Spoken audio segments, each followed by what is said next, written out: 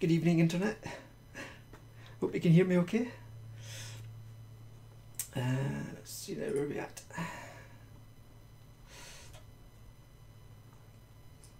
Hello, Pat.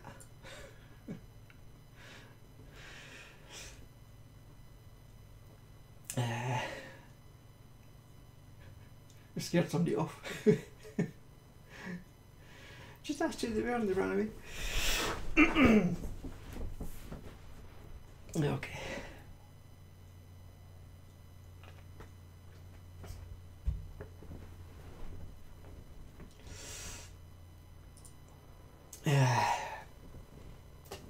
So where were we at? We were at this thing here. Okay, good stuff. Thanks, Pat. Let's see now. Right, we were going to do these coffin screws. Coffin screws, of course, are all pointing in exactly the same direction because it was just a clone job which cloned them and did them, and there you go. You go for them. But obviously that looks like crap. You don't want that. You want them all pointing in different directions. A couple of ways you could do this. You could leave them like that, you know, stick the retopos on them, and then later on at the tweak stage over here, once you've got them in as paint objects and stuff like that, you can do stuff over here, but I don't know about that. I think I would prefer to do what I'm going to do, which was to go back here, and I had all four kind of coffin screws on the same layer for convenience. What I did was I used the split tool on them, split tool, they're still selected, and then split them into four, so that you see there's four different layers now with one in each, so they're now individual, so which means I can now rotate them individually, which is important. So all I need to do is copy this another 3 times, and then in here I'll be able to select these, and then, well, I'll just do that right now actually. Select these, and there you go, and it comes up with this option, conform retopo mesh, which means that that mesh there will move along with the voxel object, which means I can position them any bloody angle I like, and I don't have to come in and mess about with UV maps or anything like that. Which saves a lot of messing about. So that's what we're going to do. But first of all, so we don't have to do it 4 times. Hang on, let's just turn off all this to make it a bit easier to see what we're doing. Don't need that at all. Right, oh, we need the lid because that's part of that. That's right. We have to add some edge loops. My voice is going strange here. We have to add some edge loops here. So, because if we don't, this is all going to be messed up. So, just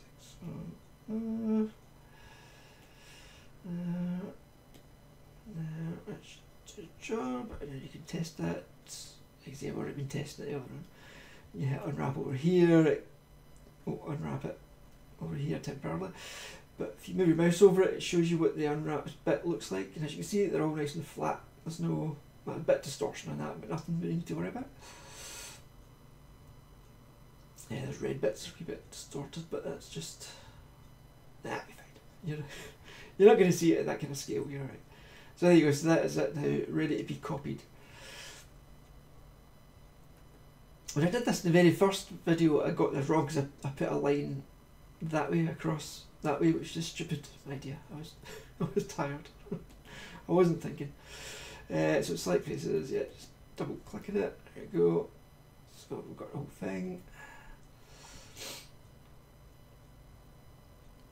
And again, because we want to keep them separate so that they can each move independently, I'm not going to duplicate this lots of times. I'm going to make new copies of it. Or duplicates, clones. There you go, and it creates a new copy over here. And You could probably use symmetry to do this faster, but I don't want to mess with symmetry too much. Right, apply, snap it to this thingy.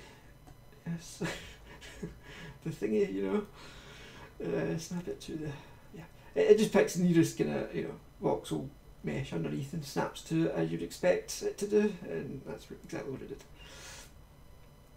Which is good. So do that again. Put Danielle's down.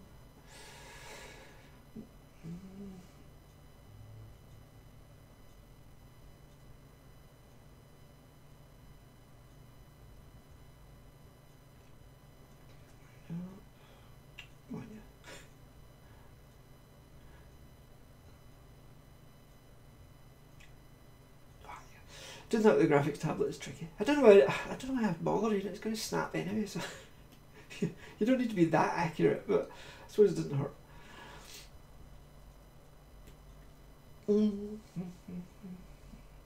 See what you're supposed to do. You're supposed to do like, yeah, there you go. Do it like a professional, for God's sake. Yeah, there you go. You do it like that, and then you tilt the bloody screen. Okay. And then you grab that circle there you go, and then you're supposed to drag it about like that. Yeah.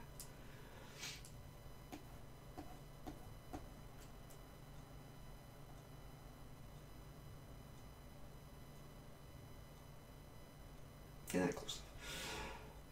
Yeah. There you go. And again, because they were all pointing in the same direction, it made it nice and easy to do that, because we didn't have to rotate them or mess about with them. They're all fitted first time, no problem. Which is great. So, just deselect things. Back in here. So we need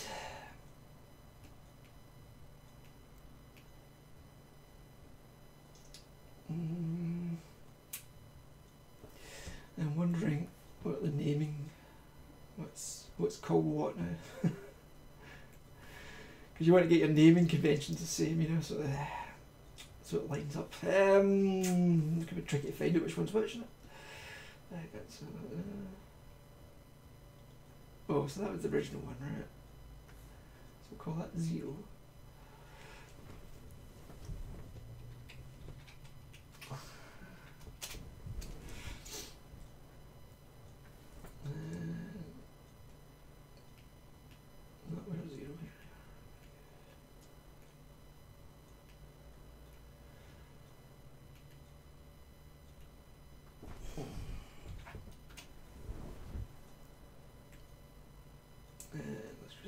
So that's them now matched up. Just to avoid confusion later on for yourself and for the program, it never hurts to just let it know what the hell you're doing. Alright, so we've got the conform thing on. Yeah, very technical, you know, and we're going to give this a go and just save that there just before we do anything, just in case it was horribly wrong. And there you go. So it's moving the mesh along with the voxel. So a long way to go just for that, just so you move it a wee bit, but there you go. That's how this all works. So we need that one, which is number 2, currently that's... No.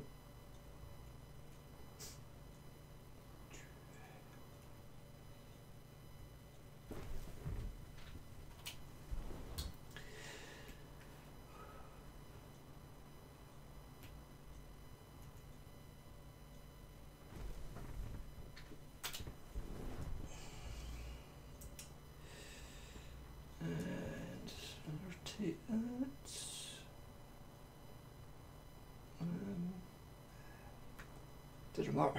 Doesn't matter where it goes, as long as they're not all pointing in the same direction. I don't care where they go. I'm doing them one at a time just to make it easier to find out which each one is. So this should be number 2. Right.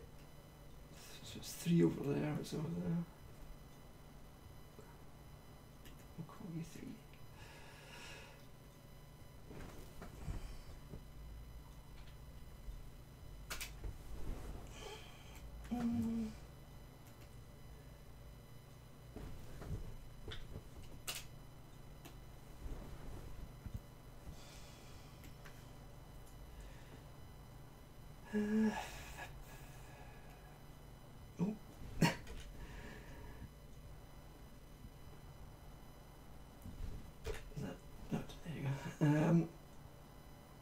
Oh no, it did. It's just it undid the naming, not the moving. That's a bit off, obviously. There's center of the mass. Nope, still a bit off. Why is it so off? Oh, it's off. Why is that there?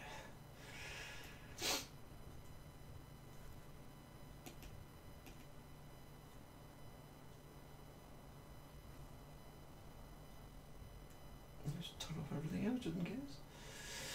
I don't know why that one's off. I'll just move across.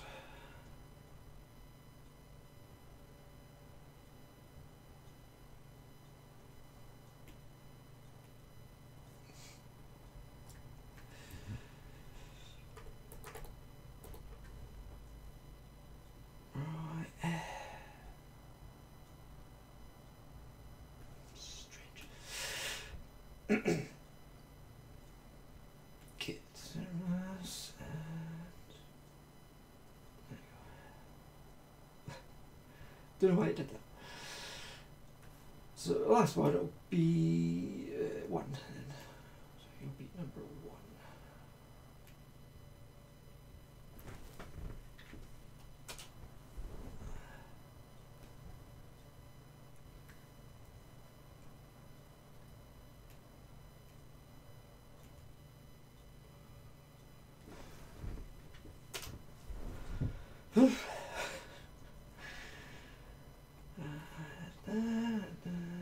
Again, it's off center. It's because we moved it from the way over there, and it's different center of symmetry. I think it's probably knocked off.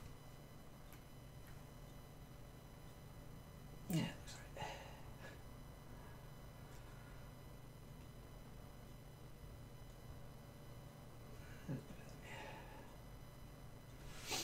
Right. So they all.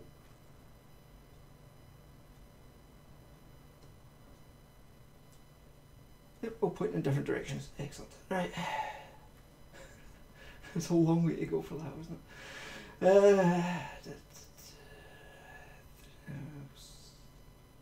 I'll just check here while we're here. Coffin and the handles. Yeah, we haven't sorted them yet. That's fine. But the lid bits are all conforming to the list. And anything else? No. Got that.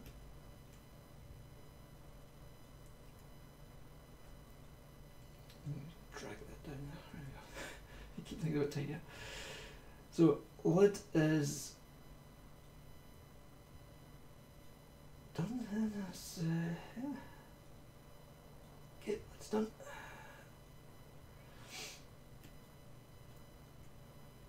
Alright, now I've got to do the same thing with the handles. Well, although we don't have to change it for each one, obviously, we just have to duplicate it a few times. So just top off everything else just now. Each one of these objects over here, instead of the retopo objects, is going to turn into a paint object at the end of this process. So you can paint them all separately. But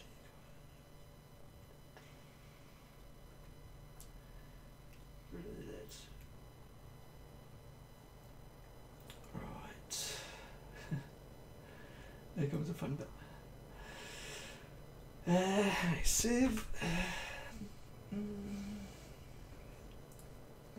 Select all that. Oh, before we, of course, before you copy it, before you do that, always make sure you do your UVs first, because you don't want to be doing that. Copy it all, and then I've got to unwrap it. Oh dear. Which means you've got to go around and try and remember what you did on each unwrap. It's not good. So do this just now. I think maybe too much detail in these. I might have overdone it on the detail here. I think I have to get rid of some of this.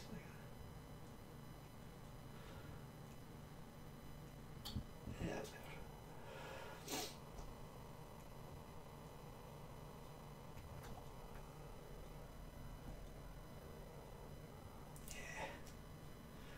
Check for holes. I mean, there's obviously a big hole there, but No new ones have appeared, so we're okay. Right, back to what was it? So on this one, stick UVs in the back, I think. I'm just going to see them there. See what bloody mess it is at the back. 18. There's an awful lot of detail in here as well. I don't need to hang on.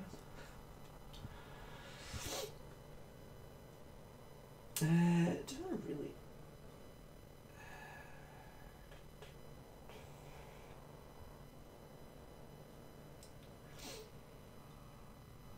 See, sometimes what you should do is you should have the main object in its own root object so that you can turn it off, because I've made it into the root. I don't know. Just start copying and pasting stuff elsewhere. I was a little bit. There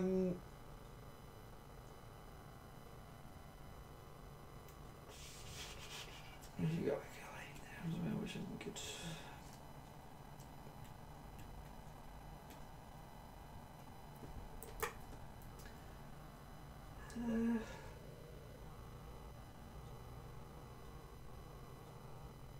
Yeah, I think I just delete all this stuff here. It's just leave one or two, just sort of guides. But other than that, we don't care. You can't see that.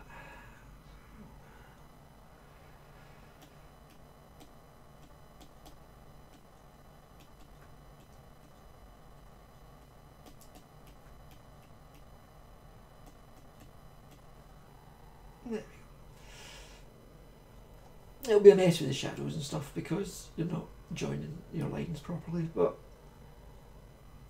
nobody's going to see. So, there.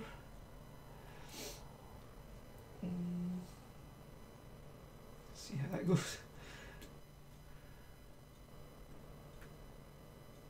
Okay, so yeah.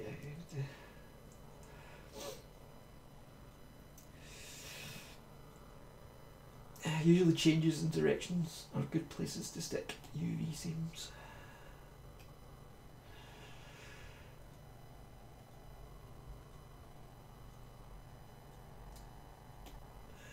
Oh, I'm just kind of drifting off of it. Oh, actually, that's. I keep on doing that, keep on going too high.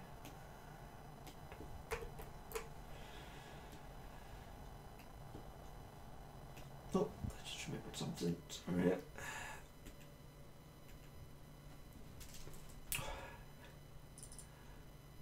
Come on, yeah.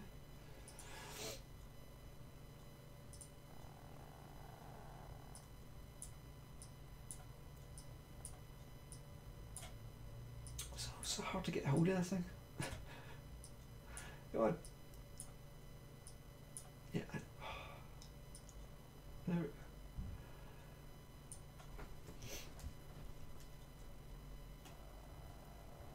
Where are we at? Yes.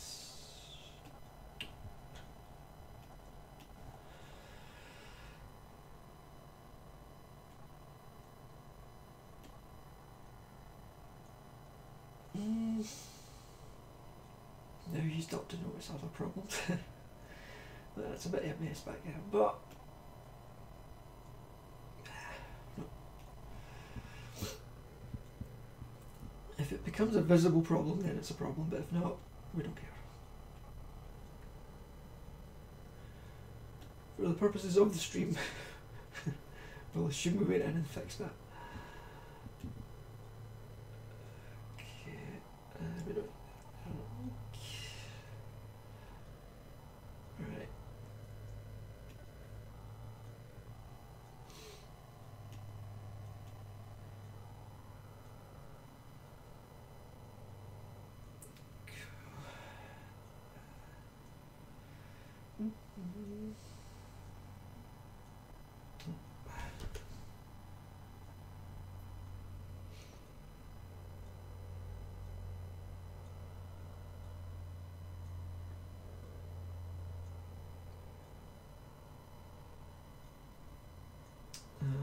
This one's different on this side. Okay.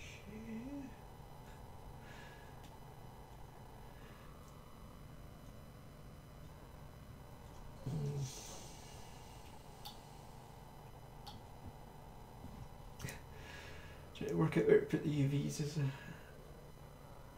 have to work out a strategy.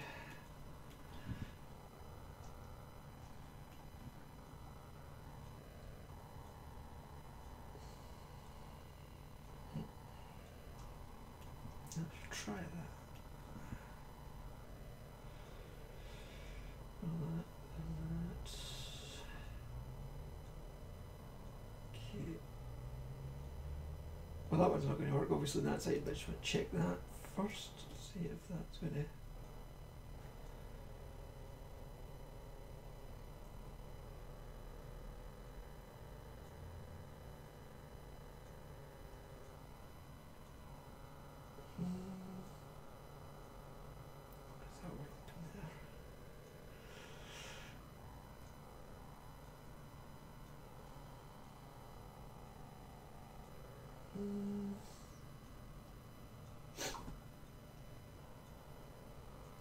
It'll do.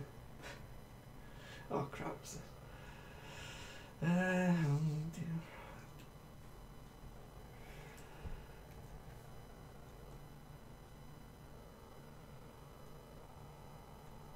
Oh, one other thing before we continue. Might be a good idea to make sure the handles are actually what we're dealing with. Snaps to the right thing and everything. Alright, what's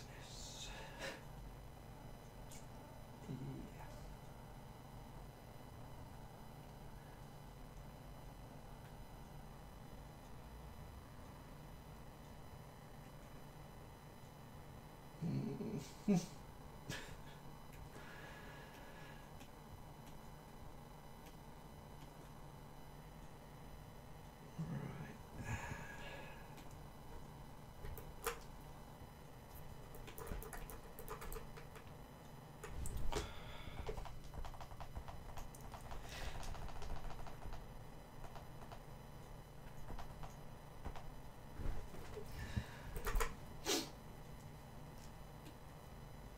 Sorry, my space tapping, or G13 thing. Forgot what game I was using. It thinks this is a game. It thinks 3D Coat is a game, which is fine as long as it works. Alright, this is a mess. Gotta clean up this. Yeah. Sometimes you're better just to delete it all and just start again with it, try and rebuild it, work out what it was trying to do. So just trying to do that kind of curve there. That's a bit better, but it's still not great.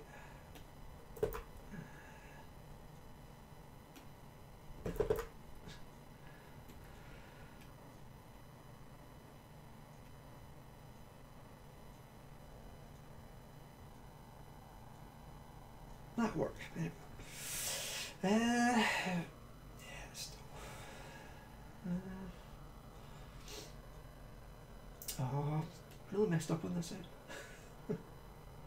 Oh, that's right. Yes.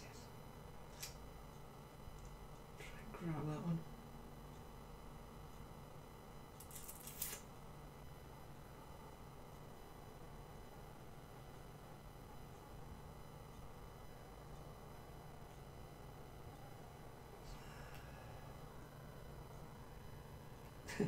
Difficult working inside a model sometimes.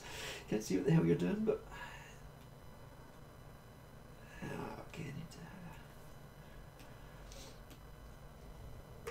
to. No, that didn't help. Just trying to keep it, conform here to do something correct here. Just follow the bloody shape. Oh, that still look wrong. Oh, it's internal.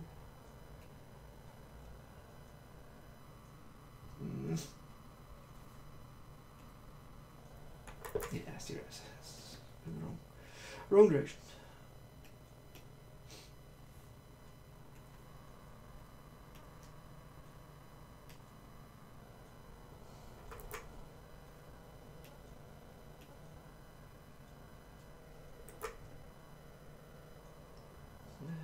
Yeah. Right, anything else? We're done here. We got this. Detail in the back as well.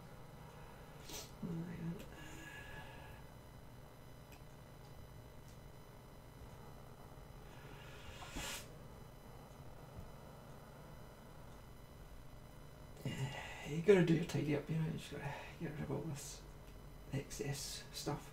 Sometimes you just leave it all there because it's just convenient at the time, but then you gotta remember later on to go back and delete it all. Try and save yourself some polygons. Right, that looks cheap and shabby. I like that. Let's save it there. Stick on the last of the UVs, and we can get on with copy this. Because once we do this, once we copy this, I think that's as we can finally paint the damn thing. Get this model finished. Crap, this is an awkward bloody angle. Oh, hang on. Oh, let's draw a point.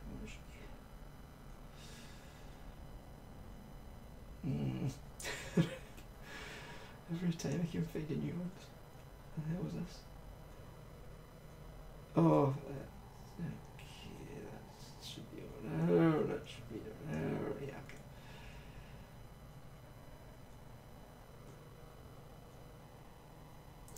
Some weird twisted looking geometries in there.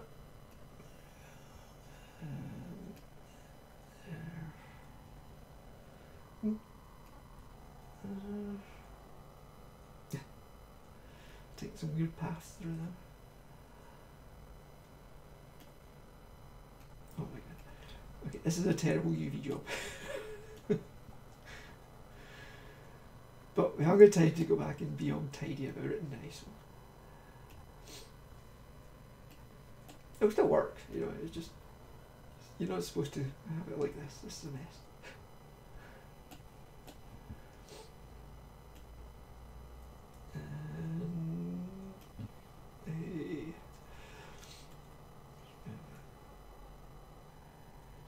Just keep it tidy. Right, okay, so that should be all marked off. Should be the same on both sides, more or less. Save that. Unwrap that bugger and see what we got. We got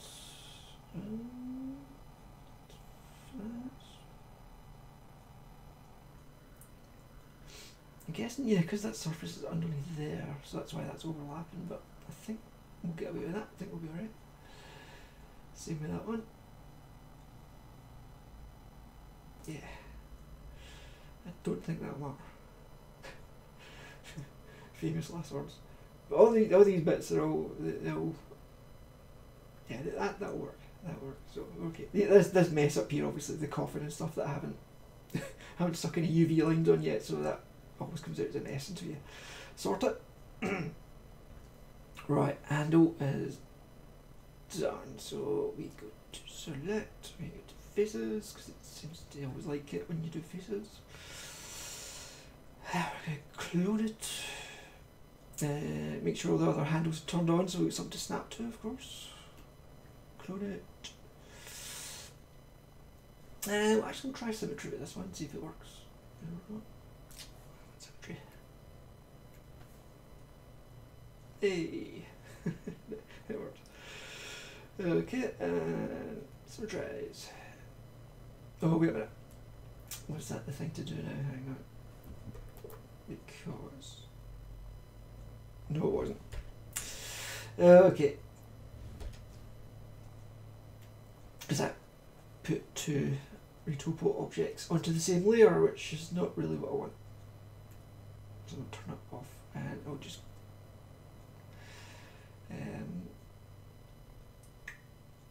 think there's a way you can do that. You do that, and then I know you do it in voxel room. You can clone it as a symmetrical thingy. Can you do it on here on the clone then? Or today you should be able to. Symmetry. Symmetry's fine, right?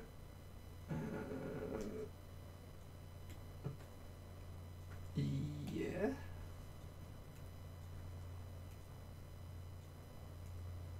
Oh, wait a minute. We've got lots of handles now. Wait a minute. Oh no, it's because symmetry's still turned on.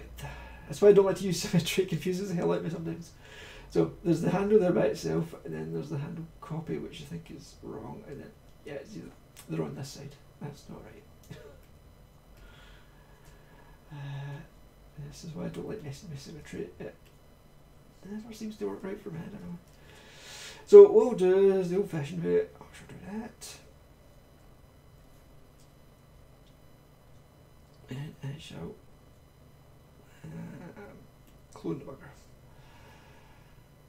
Rotate rounds.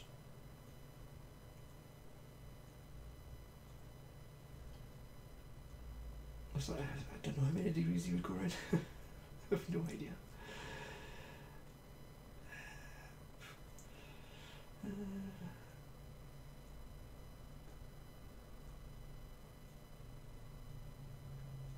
Get as close as you can.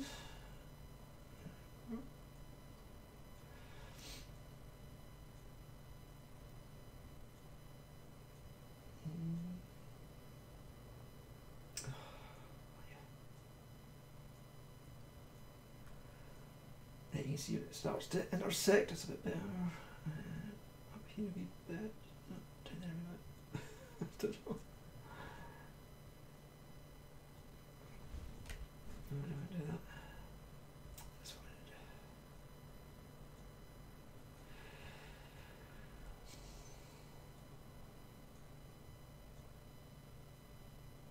Oh, come on. Here you go.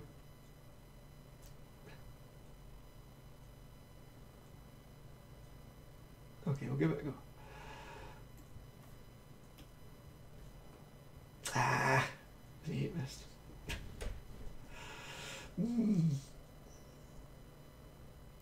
Well, what we could do is we don't need to stop. We don't need to snap it down. You just get it close and leave it, just as close as we can.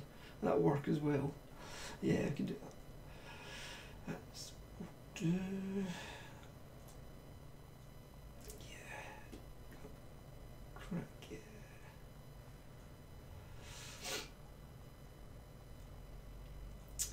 Because it's a weird angle. I tried locking it here and doing it. Oh, that's not bad.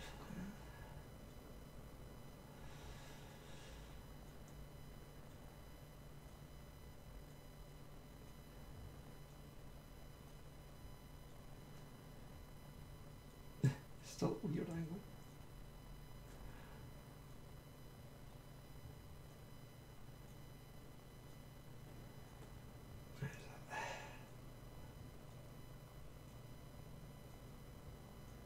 Come on, that's got to be spot on. Okay, we're going to say no, because it's so close that that'll work. that's the plan anyway. So, clone it again, same thing. Oh, so if there's slight differences, it will just make them look less symmetrical, so it's a good thing.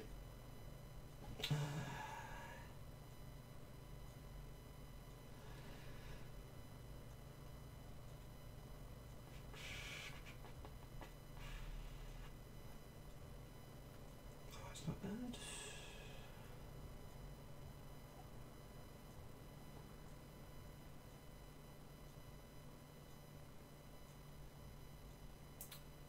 Should use the mouse for this because graphics tablet's a bit, it's a bit touchy.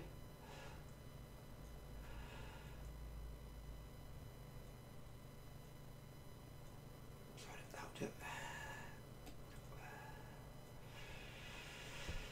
last one.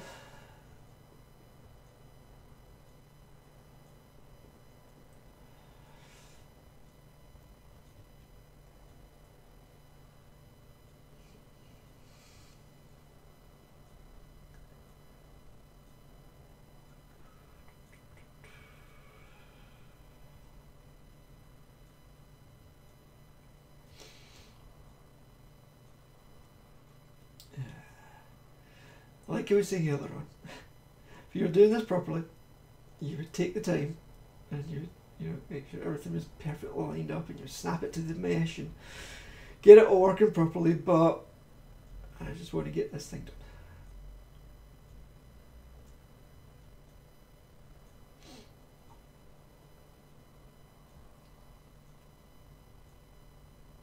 Oh.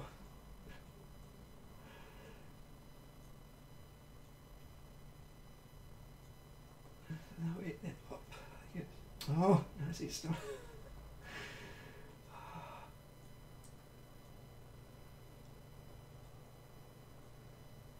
Yeah, that may be it.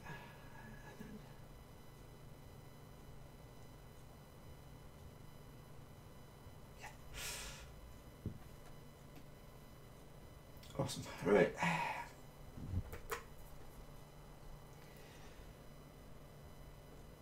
So they're all done and they are all, let me just save, and go edge loops, and then we unwrapping them, just make sure, see they are all unwrapped all fine, wee bits there. Right,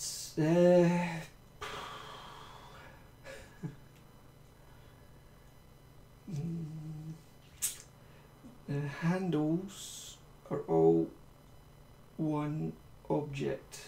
So all of these should also be one object to match that. So easiest thing to do would probably be create a new one, call it handles.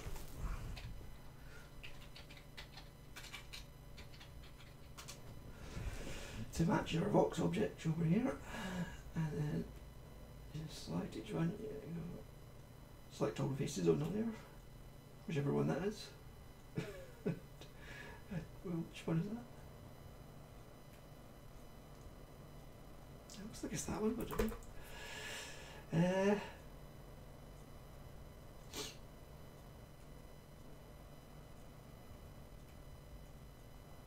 Oh, is that one not? One there. That one's got nothing. Two. Yeah, I don't know what the extra copy was for, so we'll just get rid of that. Like I was saying, you go selecting up, you select all of them, and then you select your handles there, and then you use that one there. Move selected to that there. You just click on that, and then let's get to, and you can turn it on and off just to make sure that it has actually made it into there, because you get no confirmation when you click on it. There's not, it doesn't come up and tell you, yeah, you've done that successfully or anything. It just kind of leaves you to guess. So I'll make it easier on yourself as well. And I'll just only select or only show what I'm working with. So say again, that there, off. Yeah, so you can see there's definitely working.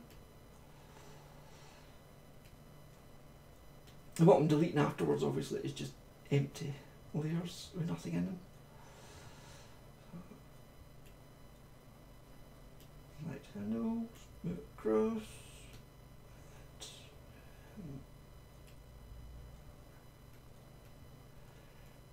Check again, and then last one.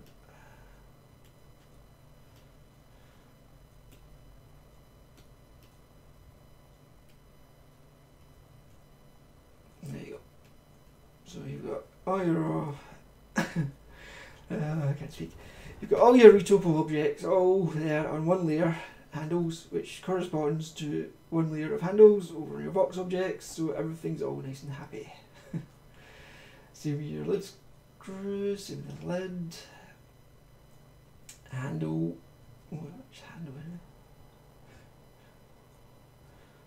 Oh, handle was the original one, wasn't it? I think. I don't know, handle is there. Oh no, of course, handle we emptied that. I'm saying there's nothing in that. So we can get rid of handle. So trim coffin and coffin itself. Right, so we're doing now. We're getting there. Save. Handles, you get your screws, you get your lid. Oh, I haven't. Yeah. Haven't you? Just want to check as well, we're still only on the one UV. I haven't created a new one or anything. Or I haven't by accident. UV on this one, nice and simple, I guess. We'll just stick it on the other side.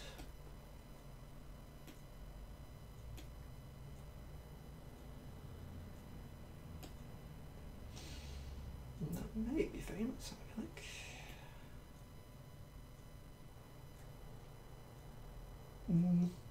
Yeah, so it's stretched and it goes around the edges, isn't it? Acute. Stick some edges in for you.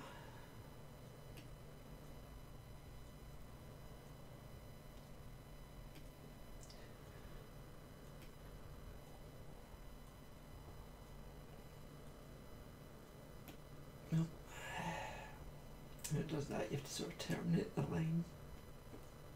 Doesn't it? Get rid of that.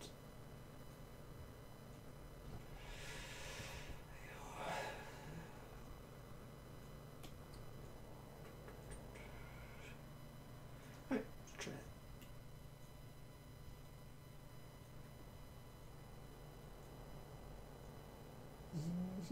Looks a lot flatter. Some kind of weird overlap looking thing going on there. Maybe, yeah, maybe I should just go right up to the edge then.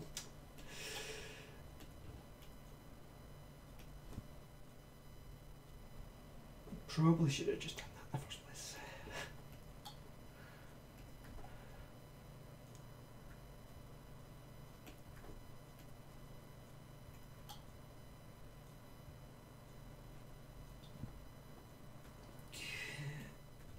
Try it again.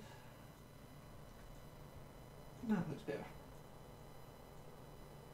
One kind of weird bit there, I don't know what that is. What's that?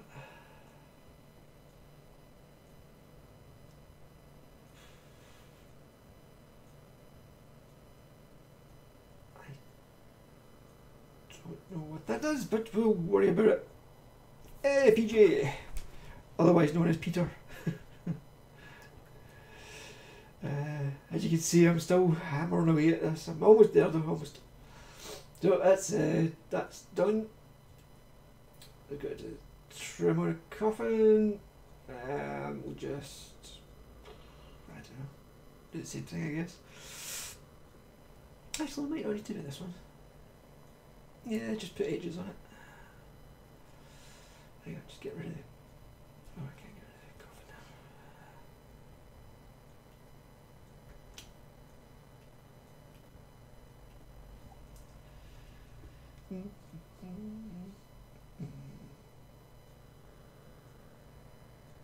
It is a race. It's a race for me to finish it before I lose the will to live. It's taking too long. It should have been done already.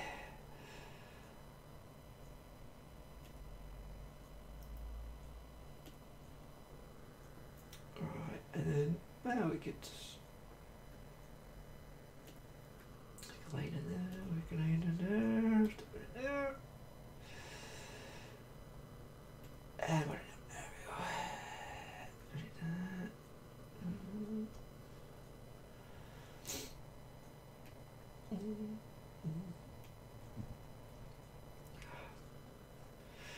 And like I was explaining earlier, this is not a good UV job. This is a quick UV job. I am not spending forever getting the UV perfect. As long as it's, I can paint on it. Oh, fine. There you go. That's nice and flat. There we go. Nice and flat. Flat is all you want. It's just as long as it doesn't look all weird and messed up like that one.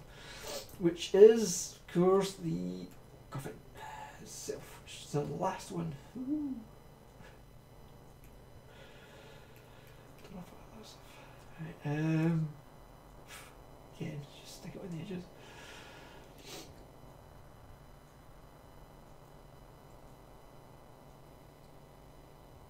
weird reline there. Should probably delete that. Or maybe fix it. Because it's a bit crap. Go precise it, yo. There we go.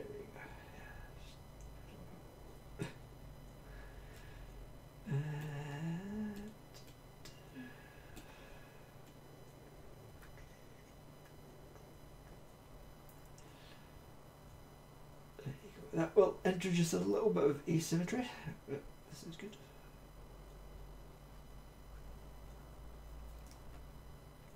Obviously the trim will hide that anyway, and it'll be fine. So we now need to stick another seam on inside here.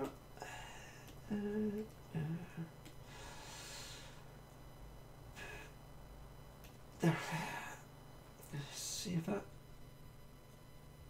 likes it or not. No, because we don't have any verticals. No. There. And I'm sticking it up on one edge.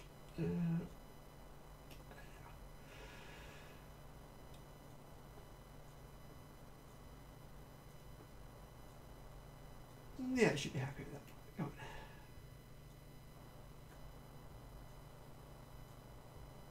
Yeah, everything nice and flat. You get nice, flat, boring looking UV. Just as you want your meshes to be all nice and boring looking like this, you also want your UV to look nice and tedious looking and boring and technical. If you can. If it looks interesting, if it looks like a Picasso, you've done something wrong somewhere. I've made a lot of Picassos in my time, believe me. Also, you can do all that thing where you select stuff here and you can resize it and skew it about and do all kinds of groovy stuff with it as well to optimise your stuff, but I don't bother any of that. To be honest, because usually it does a good job if it's not using the space efficiently here when it's unwrapping it on your edge loops here. What you can do is you can hit the shuffle pack a couple of times, and you know it usually works out some way that better scales everything eventually. Or it gives you a good starting point that you can then go in and this kind of stuff. You can go in and then fiddle about with it yourself to get better sizes. But that looks alright. I think that's that UV. That should be fine. So now, okay, save. Oh, good hell. So we have officially finished after an hour of session 3. We've officially finished the damn Retopology. Okay, we've finished it. We've UV'd everything. Done. Right, model's all done. We've got to now turn on all the voxels. Everything. Turn them all back on. Turn on everything. Go. And just make everything visible even. There we go. So we have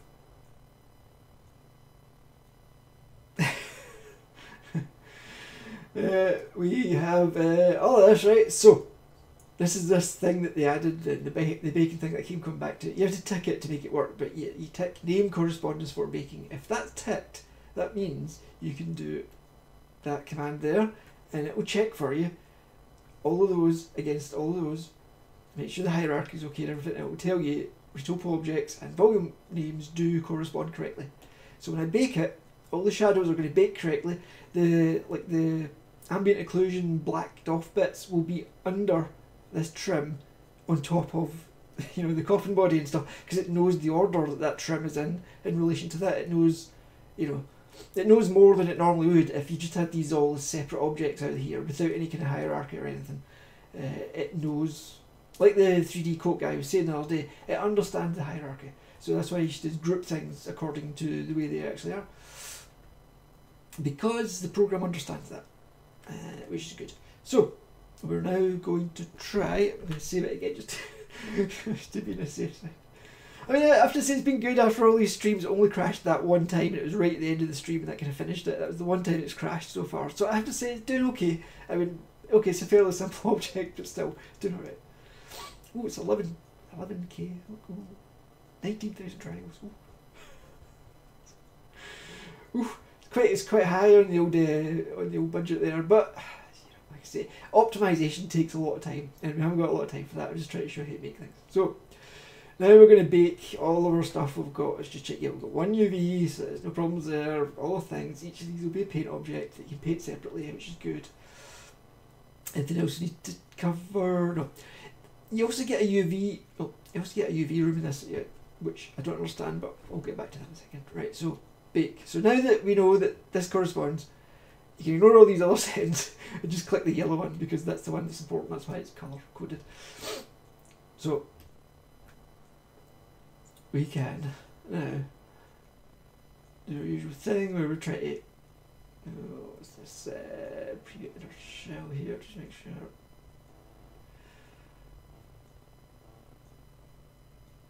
We can't see stuff.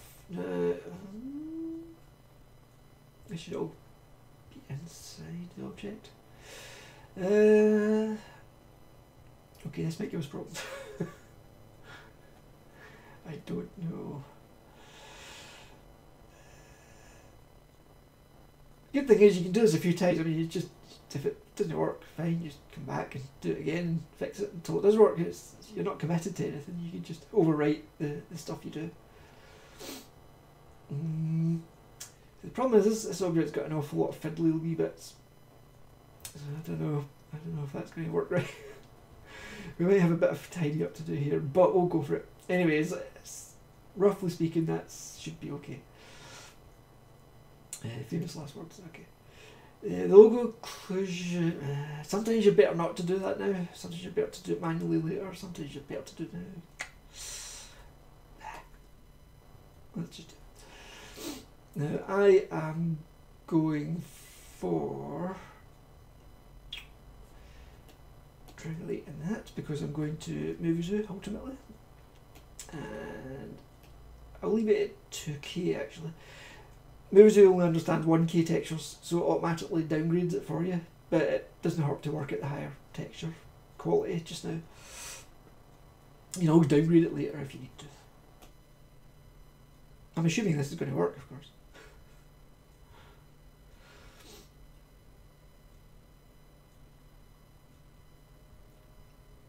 Yeah, it's thinking. There we go.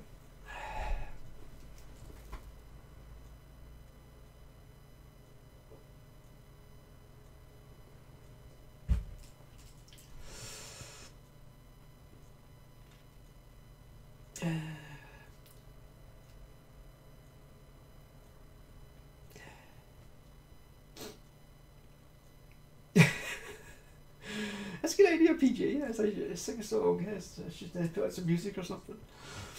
Some light cocktail music while we sit about waiting for it to finish baking. But the reason it's taking us so long is because of the little lid screws and stuff. It does, when you do the conform topology thing and the naming convention, it does take longer. But that's because it's doing it properly. Well, we shall see. Oh god, no, I am not good at telling jokes. I know very few jokes, most of them are very vulgar. So, first thing I do is come in here, turn off the voxels, because otherwise that interferes with your model. See those bits. Hey, Jeff, or Serious Dog, aka Notorious Dog. Hey, you arrived just in time for me to see if this kind of worked or not. It kind of worked. Double sounds? I don't know.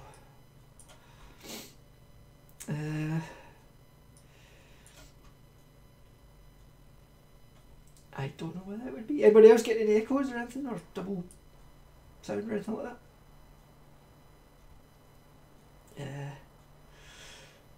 I don't know myself, obviously, because I'm on this side. So yeah, if you've got two browsers open, you'll get double sound. Okay, no problem.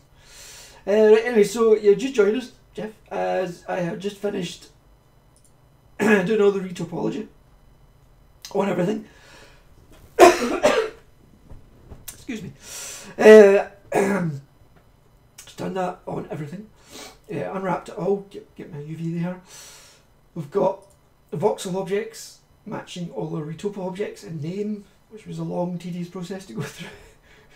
But it worked, so we've got all that done.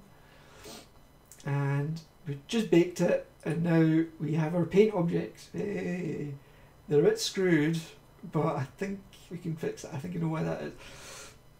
And it's to do with the baking depth. The baking depth didn't quite cover some bits. And I could see that, and I thought, nah.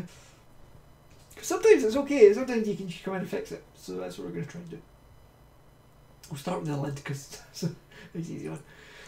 So, oh yeah, I should actually explain, because this is the first time we've actually got to the paint room properly and successfully. The paint room, and that also reminded me, save. Paint room is just like Photoshop, you can say so. They try to make it look like Photoshop and act like Photoshop. You know, you get your stamp tool and all that kind of stuff. Except it's in 3D. It's literally, that's the only difference. It's just in 3D. Still have all your layers over here. You know, you work with your layers, your layer transparencies and stuff like that. Opacities is all set there, and that's basically it. It's just Photoshop in 3D. It's pretty straightforward. That's why I like this bit, because I understand this bit. This is easy. So, this is the really easy bit. Everything else up to now has been really hard. This is just easy, relatively speaking. So anyway, like I say, all your Retopology objects that you made over here, all of them here, are now paint objects over here, which is why you keep them separate and why you keep some together for convenience at this stage. Which is why I said many hours ago during one of the other streams that you got to kind of plan ahead as to what you want to have at the end of the process as an object you can paint on or not, or groups of objects you can paint on, so you can just apply, you know, one paint job to all of them. That's them, they're all done. So where do we begin? Right, first of all we try and fix things. Okay, so the lid screws, it's for the shadows and stuff, it's done automatically for you, which is nice. Your ambient occlusions and stuff, which I will explain as I do them, because it's a lot easier to explain one thing at a time. So, basically you've got a different layer for every single paint object automatically created for you by 3D Coat, and it just creates one. Whether you like it or not, because sometimes you don't need this many, and it can get confusing. So it's a good idea to start working your way through them, because all they are is just a kind of base coat like this is. It's just, if I turn it off, it's just the base coat, essentially. But it is a separate colour, which makes it easier, because that would just be wood, and the trim will be something else. And the trim will be just that bit, which again makes things easier to paint. Now we've got to deal with the problem of the black bits, and so what we'll do first of all is turn off everything else we don't need.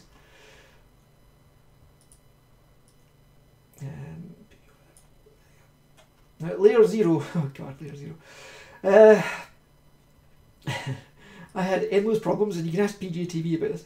Endless problems when I first started using 3D Coat about layer 0. I didn't understand the significance of it. And layer 0 is the model. It is the physical model in this space. You do not mess with layer 0. You don't paint on it, you don't edit it, you don't do anything with it. You leave it the hell alone. It should really be locked off, and it should have a big warning on it saying do not touch. Because if you do, you screw up your model. So never touch layer 0. Yes, do not delete it, do not do anything with it, just leave it the hell alone. It knows what it's doing, okay? It knows what it's doing better than you do. Normal map is, as you can see, the fake detail. Because without the normal map, it is just those, remember those kind of lumps we were doing way back when we were making the trim, but with normal maps on. They don't look like lumps. They look nice and curved, which is nice. Without it, they look like crap. So that is what your normal maps is all about. Your ambient occlusion is the bit that's broke. So that's these black bits. And that's because it thinks a bit of the model intersected with it. And so it's blacked it off. So we've got to fix that. Which is quite easy, really. You just go to the ambient occlusion layer, which works for the entire model. This one layer is for everything. Yeah, you could originally paint on it, as I found out, and I painted on it when I first started doing models, and then everything went wrong when I tried to load it up. It was just all going horribly wrong. I mean, yeah, just yeah. What she's saying there, absolutely true. Do not touch layer 0. Golden rule of 3D coat. Ignore it at your peril, as they say. Damn, it's still cold in here. So, easiest way to fix this is to turn off everything else. So you've got the true colour. That is the ambient occlusion layer is only grayscale ever. It's only like like, oh god, get proper black. There we go. There we go, 0 0 like that. So that's your ambient occlusion range from 0 black to 100% white. No hues or colours or anything like that, just absolute. That's how you set it yourself. You can also just select the nearby colours, or do just like you would in Photoshop. You use your stamp tool, select where you want to copy from, and then just make sure your brush is set to brush. I'll get to the M3 in a second. But okay, that's set to brush, and then just copy that across and just fix that. Nobody will notice.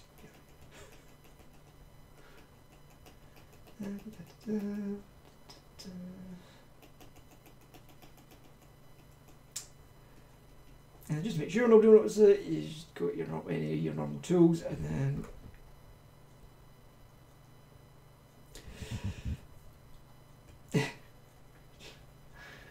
and you smooth, just smooth it out a bit again so nobody can see it. I don't know what this bit is here. Is that on the normal map? Oh, it is. That's sometimes you get little glitches on the normal map as well. But again, you use the same technique. You can just get rid of them. So it's not a big deal. Oh yeah, that was a cheap ass seam that we wanted. It's a bit too cheap ass maybe. Oh, I don't know what it is. This one's an awkward. This one's very awkward actually. Just because it's right on that cheap ass edge. I don't want it to be cheap ass, but I don't want it to look like that. Just thinking what's the best thing to do. Probably just go for a neutral sort of. Pick a neutral sort of colour. And then just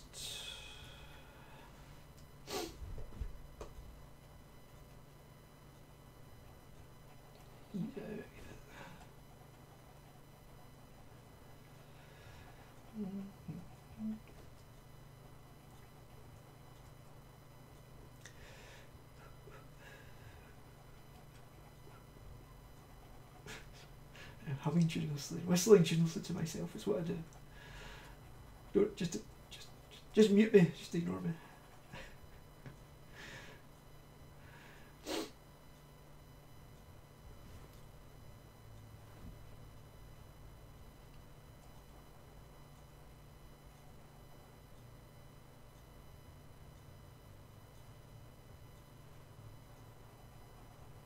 Yeah, you just use your normal map. So that one there, the depth one, the purple one.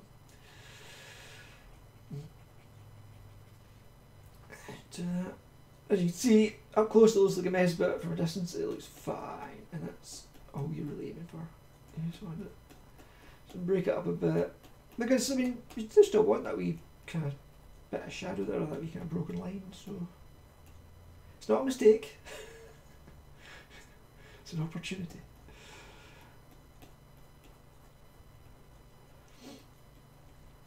And you'll get that a lot when you've got complex models and it's all intersecting parts and stuff. You get this all the time. When I was doing my robot head woman thing, the muscles kept intersecting with each other and doing this, and it was a bit of a job to fix it in the final bake. But of course, then I'd worked out about the correspondence thing and the baking options, and that made things a lot simpler because when I baked it, it knew the order and it fixed it for me. No, that's not bad. That'll look.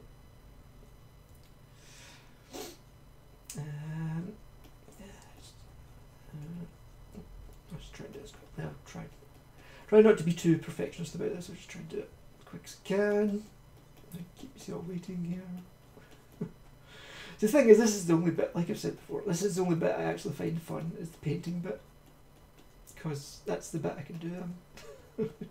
I'm an artist, I'm not a 3D person. with 3D stuff. I don't even call the lines the right thing. Edges. Edges. And squares rather than polygons. Or quads. See, I mean, you can't even call them polygons anymore, they're quads. Or n-gons. Or that's bloody terminology. PBR's the worst actually. I keep on seeing them doing all this advertising stuff about it. They're talking about PBR and it's like this amazing thing, and it's like it just adds shinies. It's just you've added a metal layer and changed specular into roughness. That's it. That's all it is. Not a big deal. You wouldn't think that though to look at the I suppose people trying to sell you PBR stuff. You'd think it was a second coming or something.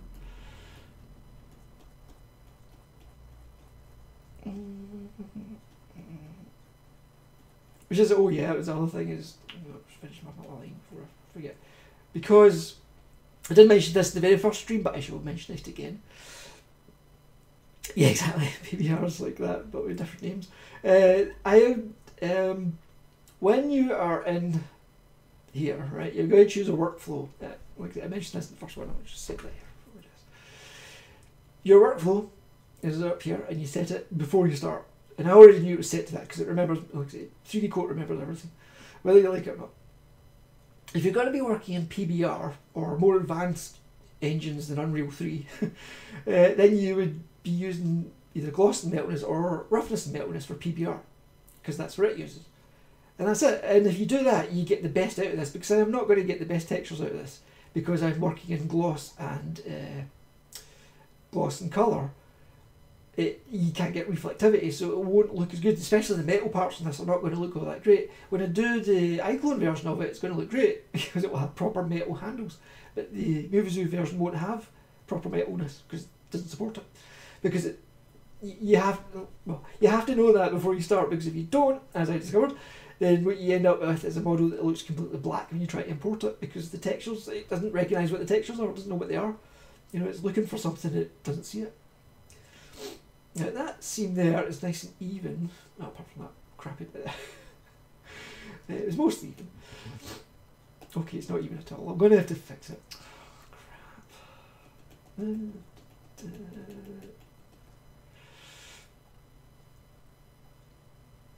Yeah.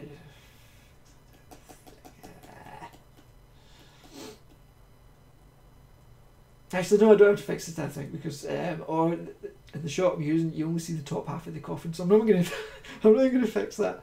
I'm going to leave that. Look, we're only going to do the actual external visible bits. We don't care about the inside because that would take forever. And you get the point. Alright, so that's all you do. You just do that, and then if it looks a bit rough, you just go in your smooth, hold in your shift, and just smooth over it with any of your paint type tools and smooth it out. You know, just like that. There you go. Just any of you crappy bits like that. Just.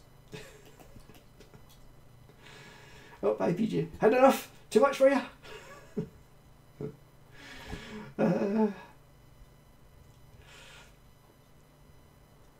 got a bit of an odd shading there. I don't know where that came from, but we again just fix that. Just select from over there somehow. Brush, turn the opacity down just a tad, use a bigger brush. Just gonna see if we can reduce this a bit. I mean, I don't mind it being an imperfection, but I don't want it to be, you know, obvious. Well, that actually might actually be on the normal map. That might be. No, it's not because the normal map's turned off, so it can't be that. I don't know what that is. I think it's on that. Is it that? I don't know. Oh, well, there was it. Alright, so fixed. Next to the lid screws. Let's lid screw layers. Oh, lid screws is an empty one because I think that's all of them together.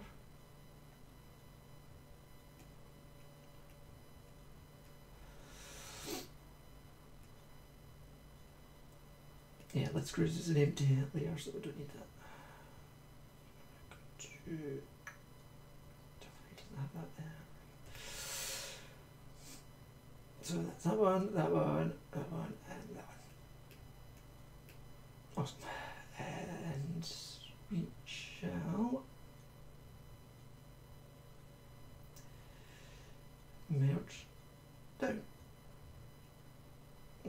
Down. I'm just merging the layers down together so that basically I've got one layer that covers all 4 of these. It can take a second for it to do it, so. And I've got all 4. No, never mind, that one's a different colour, but I've got all 4 on the one layer, which makes things a wee bit simpler.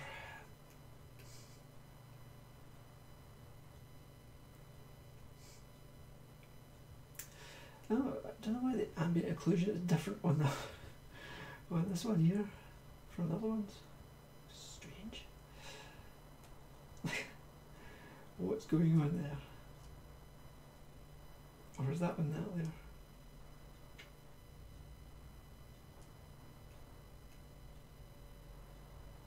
Oh, I see that. It's just, it didn't get painted properly. With its base coat.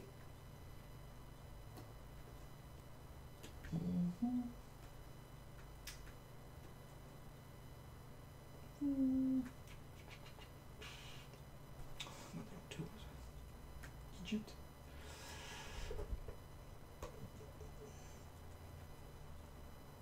Yeah, you could just paint that back in if you want to, but it's okay, it's not going to affect it.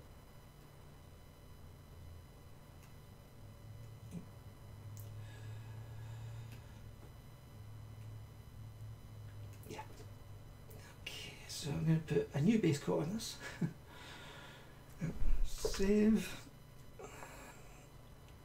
So bucket fillet. Now, as you see, the lid is showing up in here because the lid is also active. I don't want the lid to get painted as well, so just the screws are the only paint objects available, and the only layer is this one as well. The layer 0, it doesn't matter, it's like whether that's on or off, it doesn't actually matter.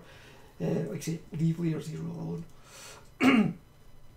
So now I've got these 4 on one paint layer on 4 separate paint, on 4 separate objects. You can't really combine them. Paint objects always stay as that. I don't know if there's any advantage to combining them anyway. But I'm just going to give this a quick just base coat of underness. There you go. Just yeah, just black. Yeah.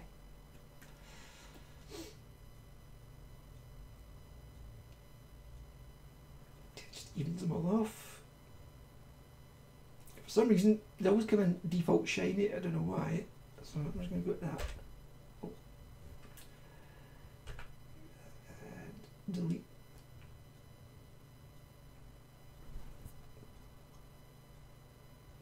Yeah. Yeah. Deleting that layer. There you go. Oh, yeah, because it was. I don't know why, but for some reason it always puts the default gloss layer on everything. I don't know why. It's kind of strange. But what you have to do to get metal in something like Muvizu or any kind of old engine is you have to do 2 layers. You have to do 1 layer with the gloss and then 1 layer with the colour. If you try to put the gloss and the colour onto the same layer, if you turn them both on, gloss and colour, and then try to apply something like that, it looks great and all, but when you try to bring it into Muvizu, it will be this, it will just be black, and it won't work because it seems to make it into like a PBR type, you know, it messes with it for some reason, I don't know why, so you have to do it separately. Colour on 1 layer, gloss on another layer, and then it works. Don't ask me why. And only for this workflow, only for that one, for the gloss colour specular one. For these you don't have to, but for this you do. Another thing I have learned from experience trying to do this thing for Muvizu. And I suppose iClone 5 as well will be the same restriction because it doesn't have very fancy textures. Anyway, I need metal. Something or other. Let's see, metal. Some sort of brass type of thing. What we got? Oh, there's brass there.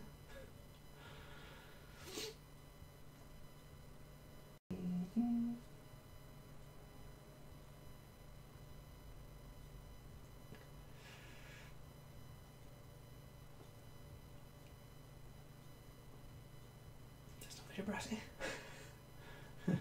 That's crap, that is. Or is it just the colour? Nothing else. What, you? I hate something. Yeah, more like that. Yeah, that's better. Alright.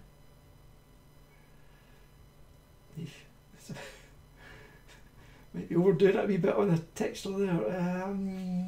Let's see.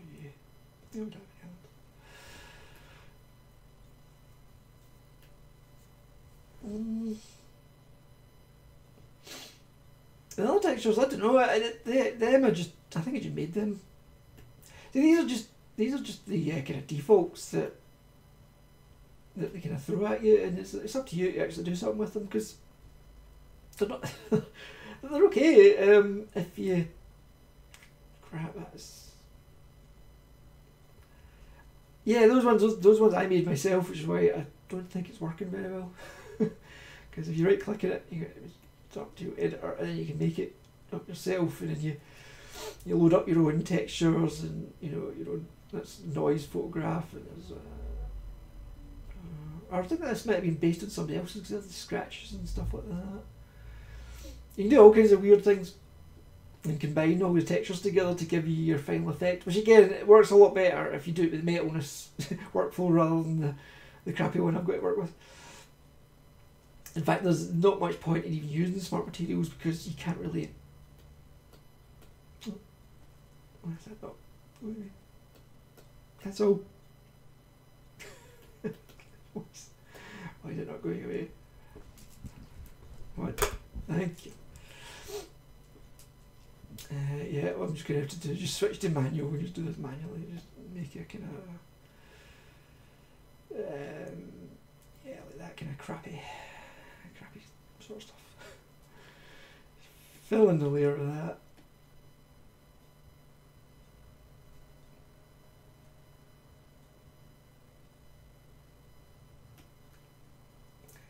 Turn off smart material first, that would be a good idea. Like I say, fill in the layer of that. Yeah, there we go. Just remember, if you're not going to use smart material, you have to have it turned off at the top, otherwise it doesn't work. Alright, so there you go, we've got our basic sort of brown sort of colour, then I'll dump them up a wee bit. And on top of that, I'll stick a gloss layer, which I'll call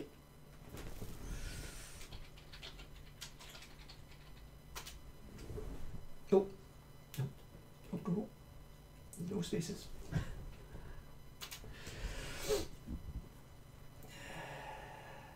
Yeah, close your spaces, it's bad news. Alright. And on that layer, I'm just going to put some gloss.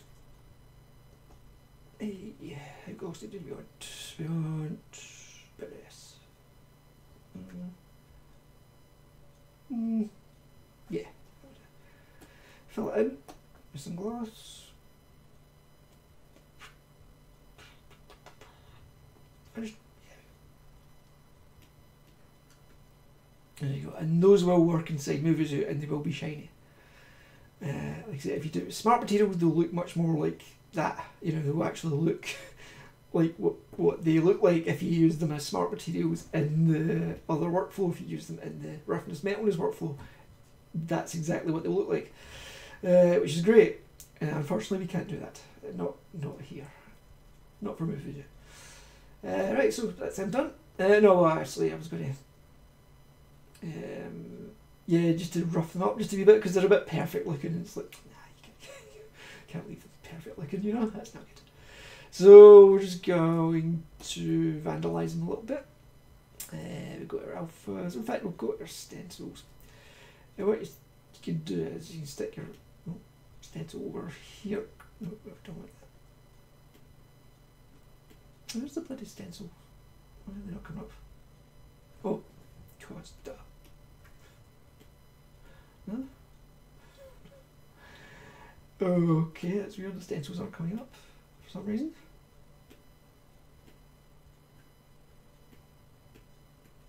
Yep, that's working, isn't it? Yeah, that's working. So, why is the stencil going over? Okay. it's having one of its moments.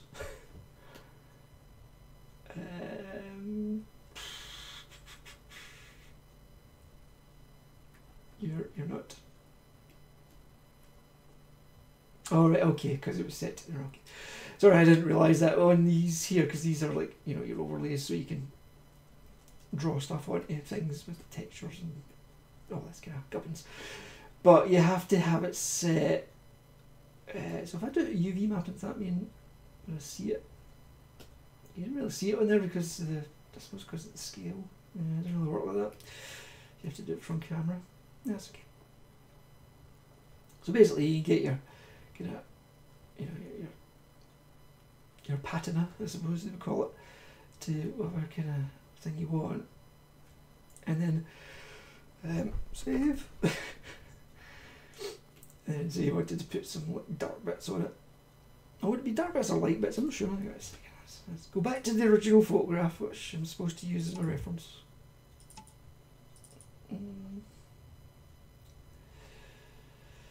Right.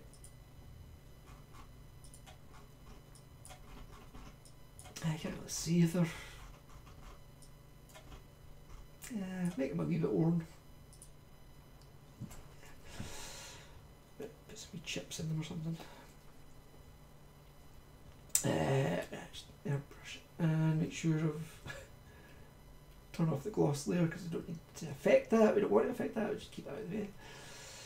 No, wrong brush. There we go. So any what is it now? Is it the white bits that don't show through and the darker bits do show through? One of the two.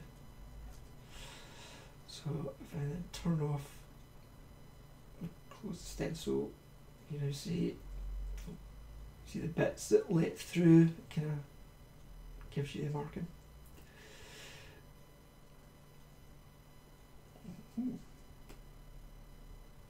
I know which one was that again. Oh, I should keep note of which one it was. Yeah, oh, it was that one, wasn't it? Yeah, it was that one. Okay, what's that called? Yeah, trying to find things again. Well, I suppose if as long as I keep them all. Obviously, it's scaling as you move it in and out, so that makes things a bit easier. It means I can just do that. That's good. And that. Awesome. Right. Close that, and then they should all now be a bit less perfect looking. Yeah. Turn the glossiness back on. Yeah. There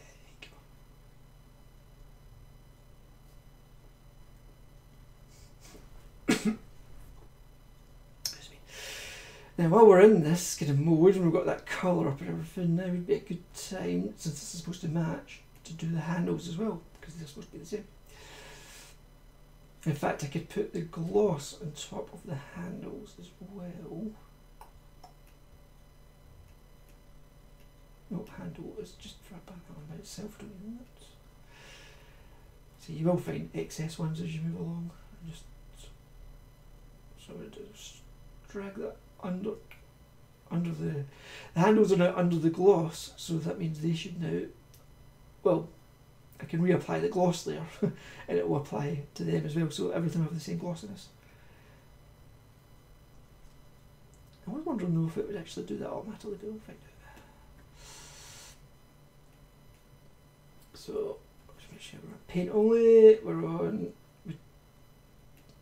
not going to repaint onto them or anything like that, so we don't have any accidents. Turn off that, turn off that. Yeah.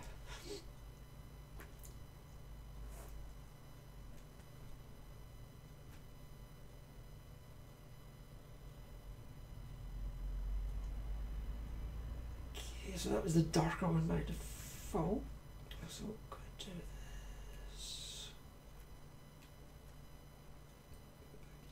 lighter one.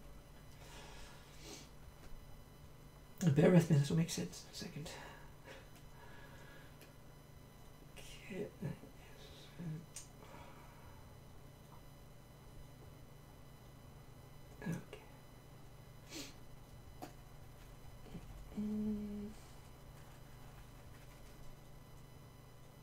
But you can just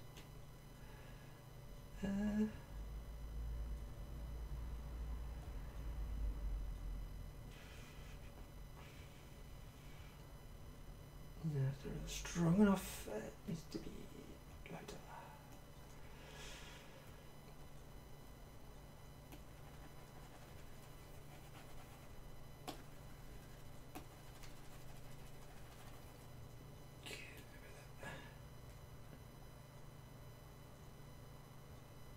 If you remember, well, where's all the detail gone? It's all in the normal map. Oh god, the normal map's a mess. I have to smooth that out a bit.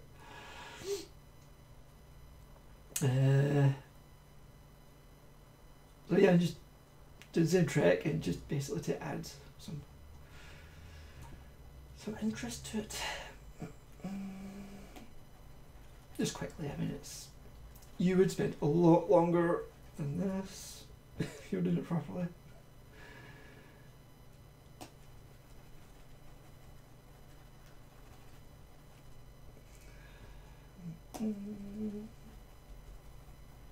Oh, I just realised I'm doing the painting thing in its own bucket fill. It's just bucket filling the whole thing with that, which is why it's wastes me. I timed it. The easiest. It's done the whole everything. Oh, I need to click it once. I'm an idiot. Sorry. Ah, good. Anyway, so they're all done. They're all done, and they should match. Yeah, everything should match. Yeah. Oh, of course, apart from screw gloss, to reapply the screw gloss so that it goes over the handles as well. So, put to gloss mode. Gloss is sitting at the same number, I think. Yeah, 65. So again, just bucket fill, screw gloss layer. Yeah. Sec. I'll have a different gloss layer for the coffin because it's different sort of reflectivity and stuff. Even more same as the metal. I just try to emphasise the metal bits, make them nice and shiny, so you can tell they're metal. Hopefully. So that's them done. So save. Next bit is a lid. Turn off all these bits. Lid. Turn off glass. Come on.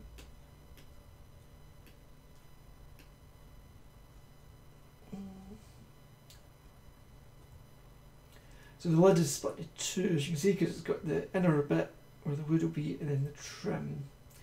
So do the trim. Oh, do the lid first. Oh, let's see. Do the coffin as well because it's going to be the same material. Yeah, this is all going to be that kind of cheap wood. Oh yeah, we've got to. Yeah, I've got to fix that bit. Okay.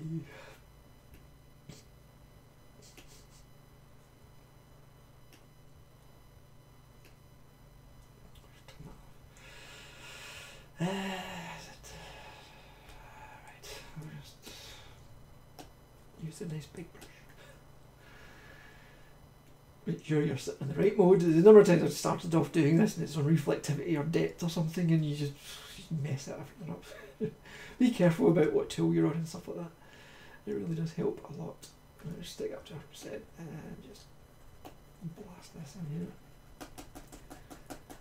Not terribly bothered, it's not end of the world. Like I say, if it's done properly, you get it, you do it, you match it all, and you get it all looking nice. Ain't got time for that.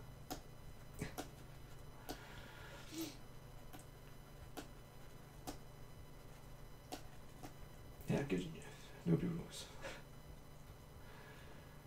See, that's nice there, how it's done it there on the edges. That's how you want your ambient occlusion to actually work. And yeah, it's to do with the baking stage, the depth inside, outside the objects. Like, you can get a bit tricky with multi-part objects when they overlap. And that's why you get these dark patches where they overlap and they don't quite cover each other at the right angles and stuff like that. And you see when it does work, you get your nice shadows there where the handles touch the coffin, which looks nice. And that bit we can't see because it's under the trim. See, I mean, the trim did a really nice job there, giving us a nice edge, nice cheap edge. Just stop going out with cheap edges. Right, so that's fine. That's absolutely... it's not fine, it's terrible. Check normal map while I'm here as well. Is that a mess as well? It's a wee bit messed up there. Yeah. It's okay, we can live with it. Yeah. And we can live with it on that as well, I think. Sometimes you leave the normal map on when you're working, sometimes you don't. It can save you, if things are running slow, turn off your normal map because it is quite intensive on the old video card there to throw a high detail normal map about. And you can always check your normal map and your textures over here. Have a look at it. Obviously you can't see anything because it's not turned on. When you turn it on you can see all the kind of indentations and details and stuff. You always see where it's gone a bit wrong. You get these weird colours when it should all be that kind of colour. Again, you can go in and you can paint over that and do stuff like that to kind of fix it. So, you know, if you do it properly at the baking stage, you're supposed to avoid all that, but it's very hard to get it 100% all the time. A lot of times it's easier rather than trying to fix it, just, you know, patch it up in here. Especially the bits that nobody's going to see. Nobody cares. Where are we at? We were at lid and coffin. Lid and coffin, right, because that's all going to be wood. You see the bits where the base coat missed because it's because of the crappy ambient occlusion job. So what we're going to do.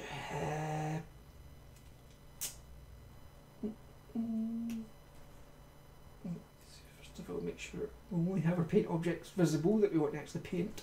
Otherwise you'll paint, because if you have the handles up there and you stick a wood texture on it, those handles are going to have a wood texture. So don't do that. And we've got coffin. I'm just wondering whether I should just combine the coffin and the lid together. That makes sense. Or I'd be better off leaving them separate. I'll leave them separate. When in doubt, leave them separate. Right, we need smart material. Well, we can use a smart material for this one because it's a texture rather than just a colour. Let's see, so what we got in terms of cheapo wood.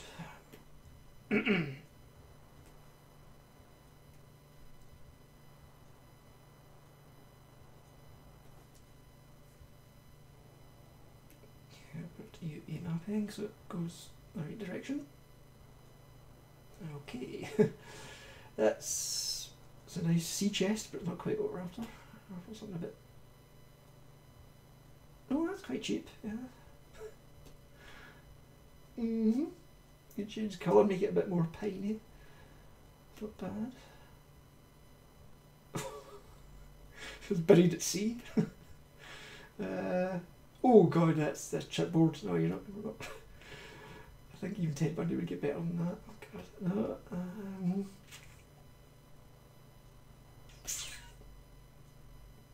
Yeah, these are. Oh, there you go. That's the one. Yep. So, it can be handy when you're trying to get the whole thing sorted. Just get your preview right across it. On cube mapping it does this kind of thing where it just kind of guesses. Sometimes that works better, sometimes you're better off with UV mapping so that it follows your contours. In this case I think it actually looks better with the cube mapping actually.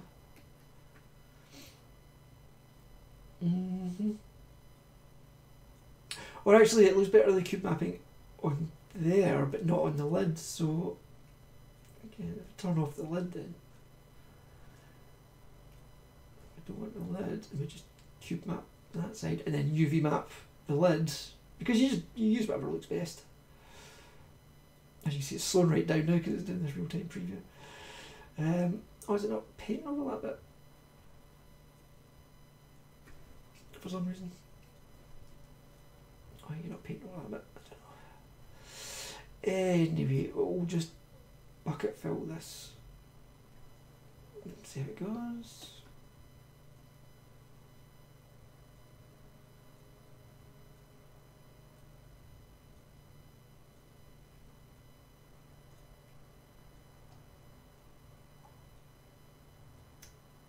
I had to do those bits, but it's a wee bit skew-iff because of the, yeah.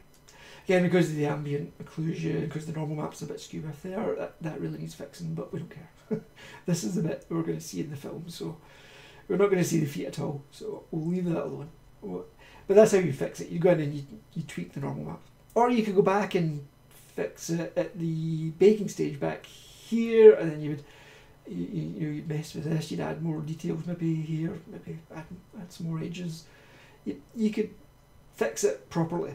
I'm not going to fix it properly. So we've got our pine box, which looks alright actually. Looks alright. I'm going to do the gloss with the lid and the coffin at the same time, so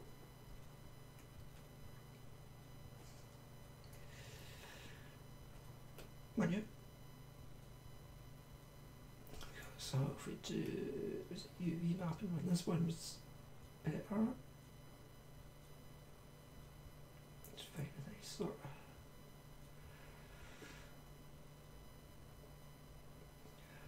need more details, try to zoom in a bit.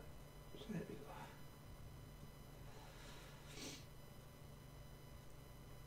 Obviously you can go in this texture here or create your own new texture, just load up a wood texture, seamless one obviously works best, and it will do the same thing. It'll just wrap it around things. That's it. Like I said, the painting bit is really easy. It's just throw textures on it and it kind of does it all for you because you've already set up the UVs properly, assuming you've done your job. So this is quite easy. What you can also do at this point as well is turn on the normals, which can be a bit heavy duty. And what that does is it adds the actual texture of the wood as well, which sometimes looks great, sometimes is way too much. You can set the depth here. It's usually best to start it, very low. Even at 5%, it's pretty. it's quite heavy. Let's try 1%. Oh, 1% works, yeah. Very subtle. And it will just add. You have to move it out there to get preview. Just adds a little bit of depth to it, and yeah.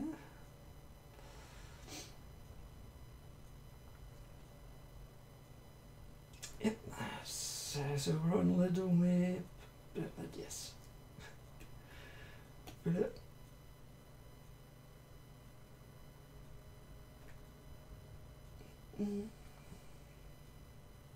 Hey.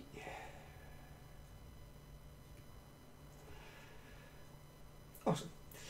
Right, as you see, it's got that normal map sort of texture, something, I don't know, maybe a bit too thick.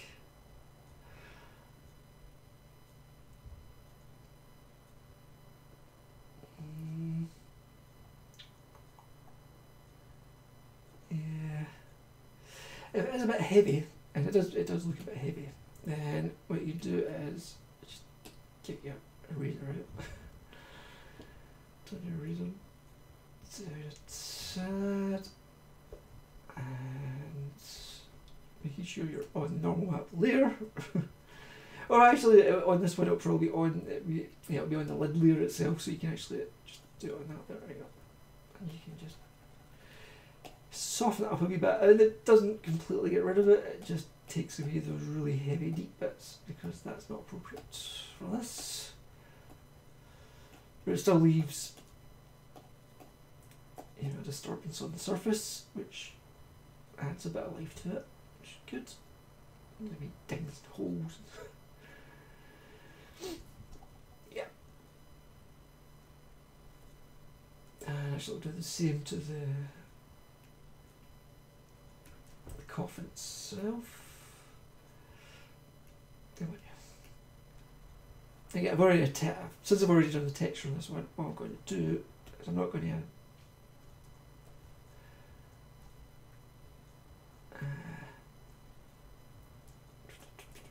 bucket fill. Since I've already done this one,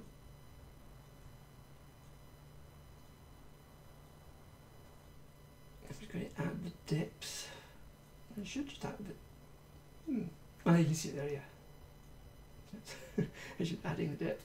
You can just add depth independently of colour or reflectivity. You just fill it in, because it's still in cube mapping, it will follow the contours of this. Well, it should do.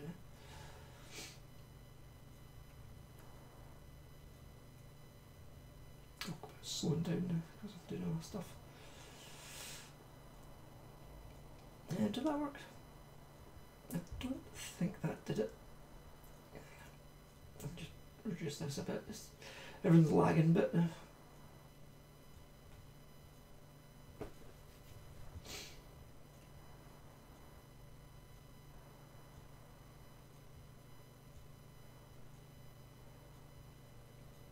Right, come on.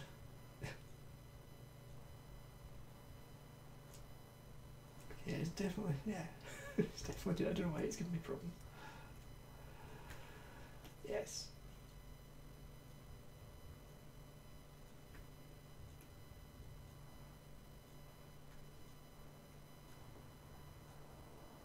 Oh, yeah, there we go, it's done it. Okay, so we've got a wee bit of depth in there along the same lines, because it's still, I left it on cube mapping, so it's still, hadn't changed the texture at all in that mode, so it put the depth basically along the lines.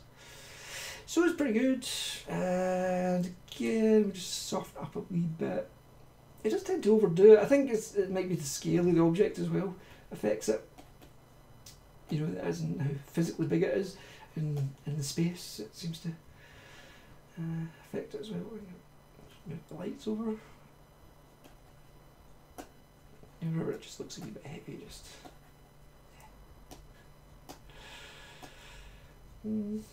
Chips and stuff. That looks alright.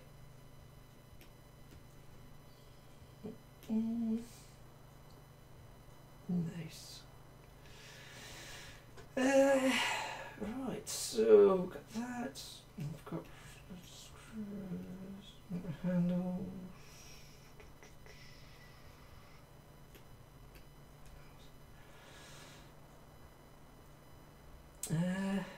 Oh. That looks super crappy. It's nice. Oh, we've got some more stuff that we're going to fix. Yeah. Okay, I just did the trim and then...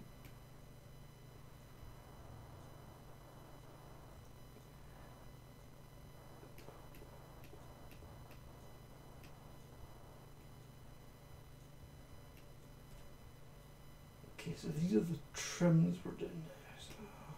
So, trim for the coffin. Right. Yeah, you just have to make sure you isolate exactly what layers you want to paint on and what objects you want to paint on. I always make sure you know that. Don't just go in and start painting stuff. I did that to begin with a lot and screwed myself over by doing that. That was not a good idea. I guess. Yeah, I'll make it again. Yes. Just that one. No, we're in the wrong touch. No. Why? Oh no, it was clone, for God's sake. I know it's clone, no, I was right. So why is that not? Ignore me, I'm arguing with myself.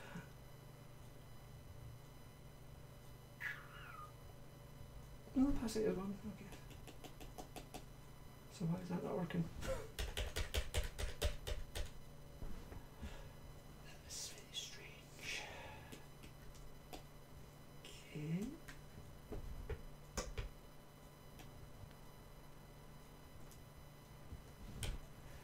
I don't know why it's doing this now. Why are you doing this?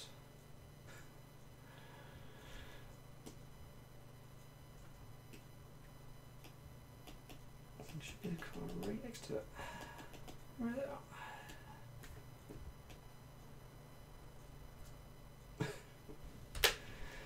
Okay, I'm missing something somewhere.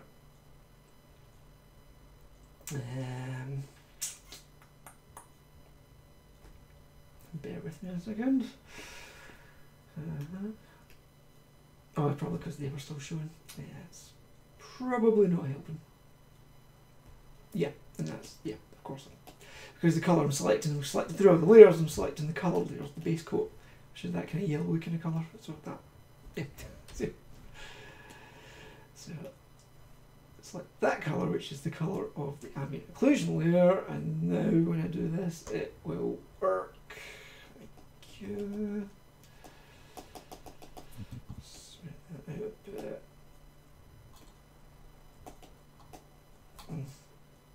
Still come across as a bit of imperfection, but crap.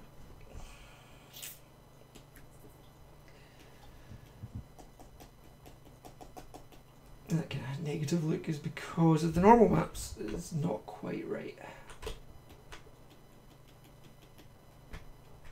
But that's okay. We're not worried.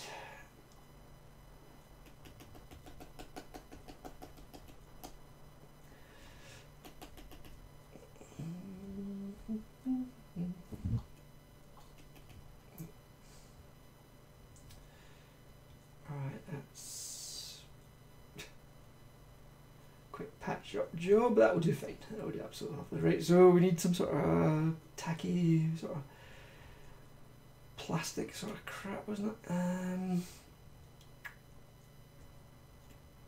go for the 3 press. It's a good one in default, isn't it? Plastics. There's more paint. Let me just turn these back on so I can see what I'm doing. Drag, yes. We're going to go with bucket. Not yet.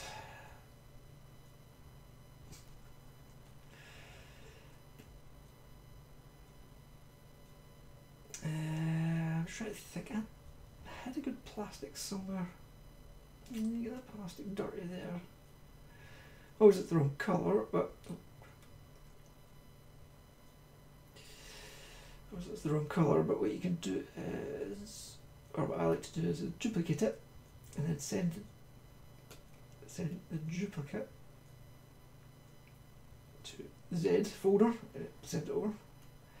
And Z folder is my folder where I keep my copies of the originals, so I don't mess up the originals. Because you can do some terrible things to your texture, don't you? So we want a kind of off-white, kind of crappy colour. Maybe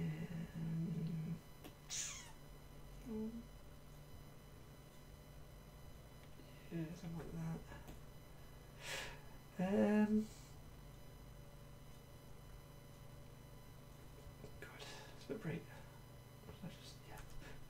Just the ambient lighting's a bit much.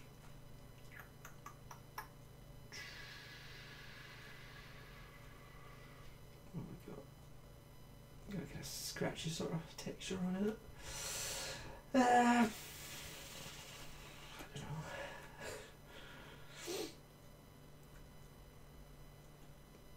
Let's assume they're going to put a kind of brown tint onto it. Yeah.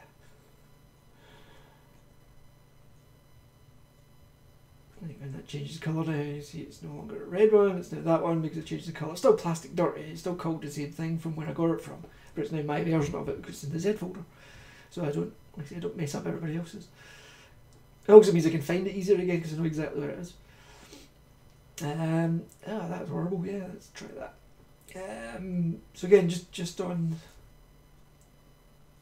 texture only, no, nothing else. Make sure do not bucket fill the ambient occlusion layer. That's very bad news. Do not bucket fill or paint in the normal map either. That's very bad news. I thought, yeah, just turn them off anyway because I'm going to bucket fill this.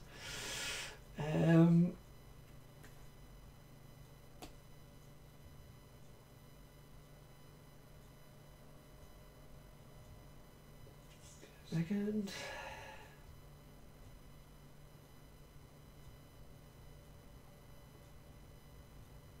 Wait, did that work? It doesn't look right. Is that the same colour? I suppose it would be.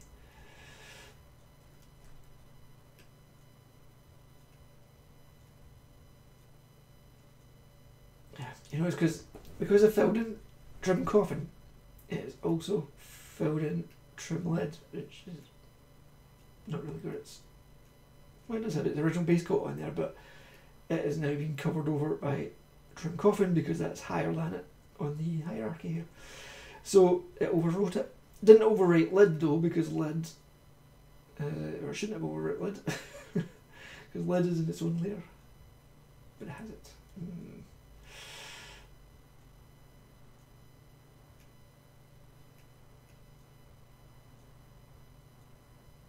Oh, in fact, yeah, because so this is when you've got to start looking out for your layers, because that was in between there and there, so I've actually done that to the lid as well. I don't think I've done it. Hang on, let's just check. I haven't done it to everything.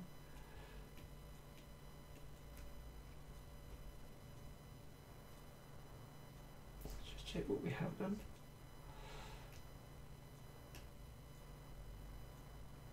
Yeah, because the lid was there, it was underneath it, it got coated. So what we have to do is undo that.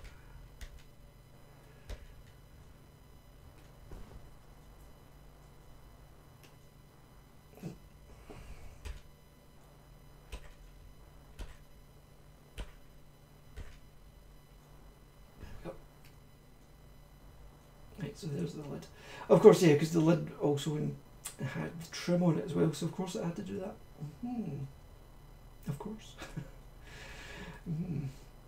So we're gonna have to delete the normals of the edge there, but that's fairly easy to do. Just get a side up here. I go to erase and we use our square selection. We just stick our eraser up to 100% on the depth. Stick on the normal map. And you see that all that texture it's got now on the plastic, which we don't want. Zoom in a bit.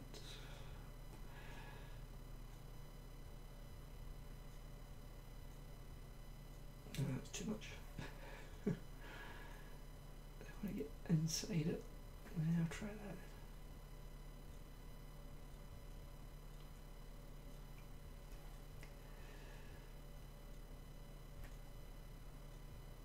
With any luck, that should have. Nope. Oh, because we're still in smart. Oh. If you're in smart materials, it always does that, and it doesn't let you do what you're trying to do. Oh, you do that. That's easier. Right, so 100% on depth, eraser on the normal map layer with the lid object only. And we're going to delete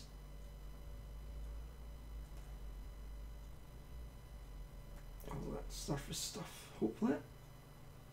And it should be nice and smooth. No, I did not do that. It should be doing it. Wait a minute, is it? Start again.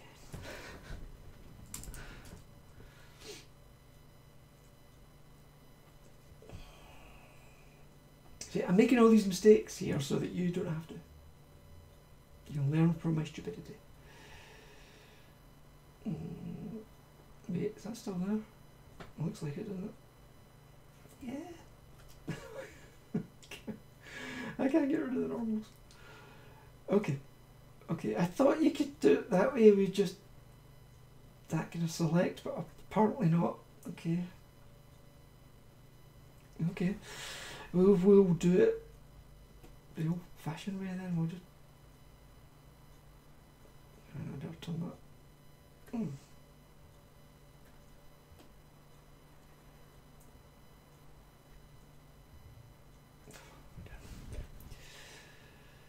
It's helpful on the right bloody tool.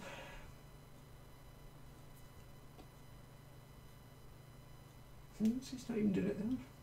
Weird. And yeah, it does it when I do that.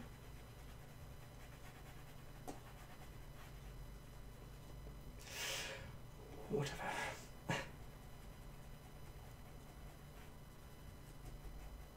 The trim's already got its own normal map. Oh, hang on. I'm just trying to work out it. When I applied that texture to it, did I mess up the normal on that, or is that? Yeah, okay, yeah, I know what I did. Yeah, I know what I'm doing wrong here. See, I'm on the wrong layer. See, I'm erasing the wrong layer. It's, yeah, because if I erase that layer, I'm erasing that shape, because that's got its own normal map. This layer here, lid, has also got its own normal map, and it's the one with all the texture on it. So what I have to be is on here. Now, yeah, okay. Watch my brain slowly work. That's why it didn't work, because I was trying to delete it off there, and it's not on there, it's on there.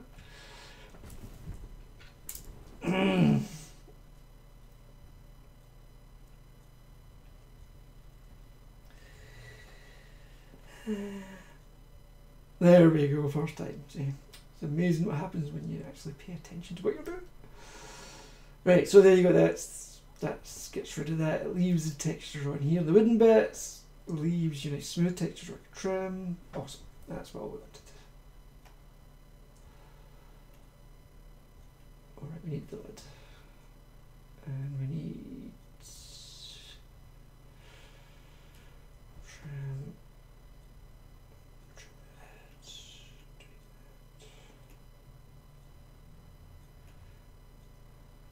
Yeah, see, that's fine. That's all fine. It's all good.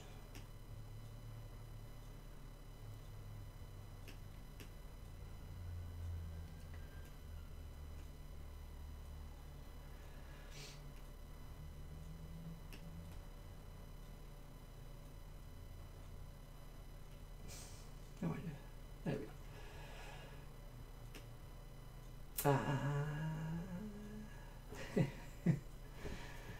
So what we have here is we've got that one is, come on you. There we go. Yeah, so the trim is covering everything. What's the best? And obviously what you have to do is just delete that.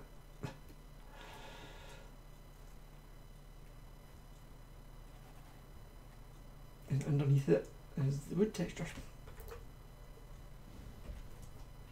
Which one was the best way of getting that? I'm sure there's a smart way of doing this. I don't know what it is. So I'm just going to try this. Okay,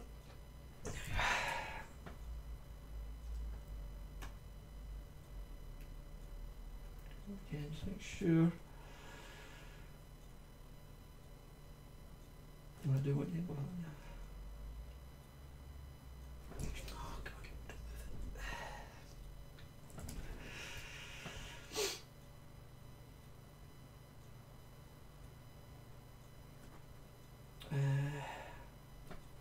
So we'll turn symmetry on for this one.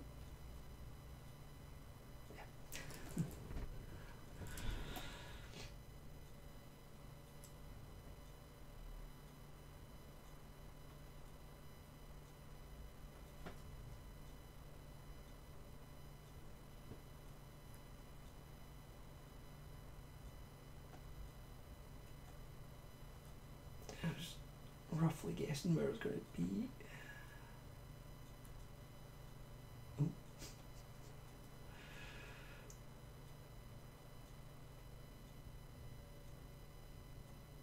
Oh, didn't like that. Okay, didn't like that one. Oh, really didn't like that one. Okay.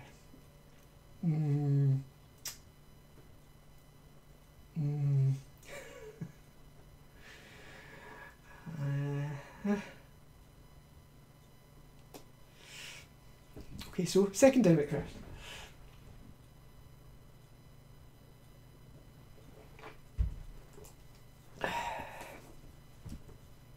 to worry.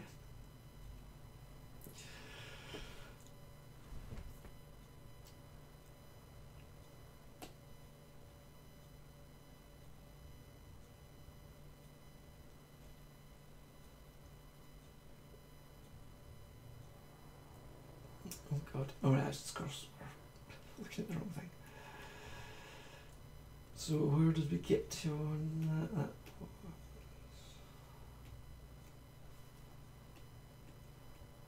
Oh, we hadn't done all that. Right. Okay, so let's see if one of the auto saves has got it.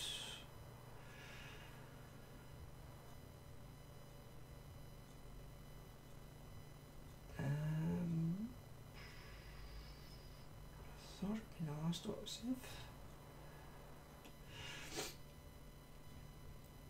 I don't want to do those textures again. I mean, it's like, I got the textures nice, and usually the last autosave will have something. There you go. There. Oh. Still may require a little bit of tidying up here, but we're okay. Yep, it does crash. When you don't know what you're doing and you make it do weird things, that really sends it off on one. It really doesn't like it when you do that. You got to be a bit kind of careful with it, and be nice. And let's see what we saved. Oh, there you go. We got most of it. So it was just it was just when we're doing these bits.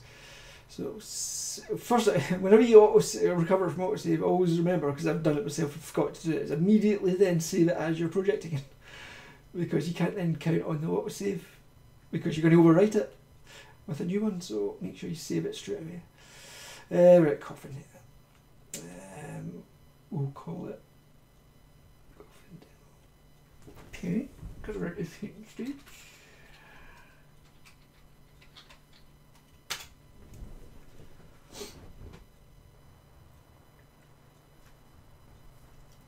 Okay, so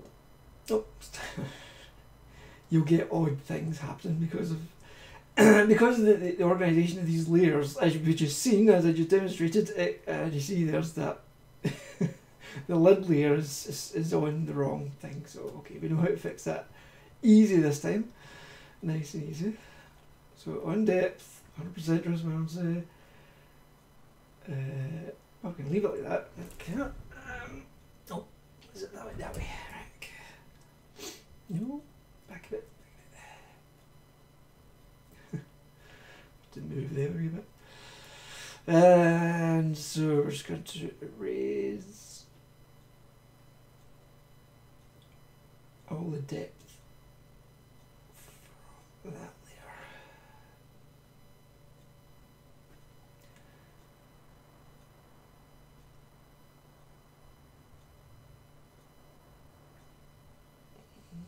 Did I get it? Mm-hmm. Yeah, it's close enough, I think. It's got a crappy bit here, so we'll just don't. So painting there, I was painting depth, not erasing depth. Oh crap, and I'm also on the wrong tool. There we go. Just manually just take that one off. I want to leave a wee bit of that, a little bit of this sort of crappiness is okay. Gives you little deformities and little nicks and dents. Saves you having to do them if they're already there.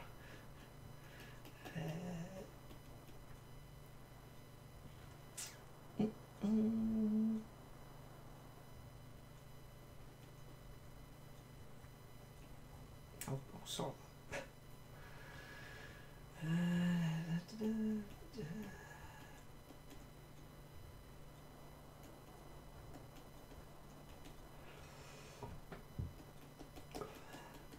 Because these are white, they may actually hide more of this, or actually make it worse. I don't know. You can see your normal start. Break up there. This again. This is where your edges make up. And meet up. This is when you can get things like this. I kind of knew that would happen. I kind of had a suspicion this would happen, but again, I wasn't too worried. Part of this tutorial was letting things like that happen anyway, because showing you how to fix it, showing you how to fix an imperfect model is more likely what you're going to be faced with, rather than the perfect examples you tend to get in tutorials where everything always goes according to plan. Those are the pre-recorded ones, obviously. The live ones would never go to plan, as we've discovered. Alright, that looks better. Right, okay, so save. And we need our trims. Okay, so turn off everything else. Leave our trims. Do you need coffee? Do you need that? Do you need the lid? Just need the trims, right? Yeah. I wish there was a hide all button up here. I think you can do Alt and then click it, it'll hide everything except the one you clicked on, which is almost useful. Almost. Right. Now let me just check something. If I paint on this, do I paint on the lid as well?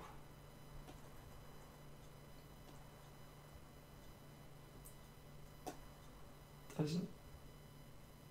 Oh, because I'm an invisible layer. No, I'm painting with nothing here.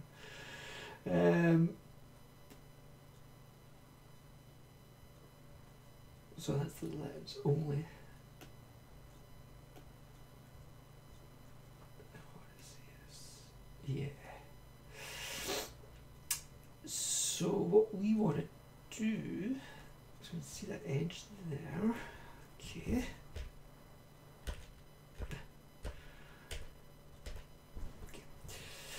So we want to limit where we can paint. So we mask off a bit.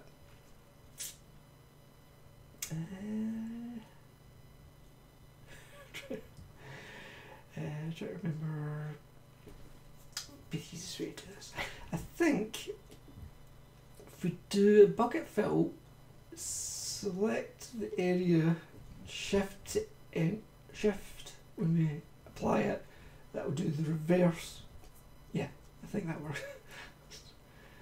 Let's try that. And I won't turn on symmetry this time because that obviously freaked it out last time. Okay.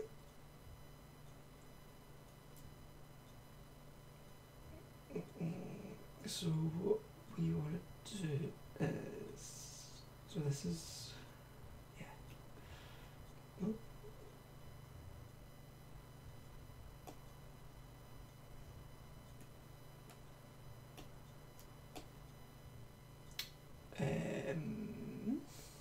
Can you not use that as the paint bucket? Maybe not. May not be able to use that tool, is it?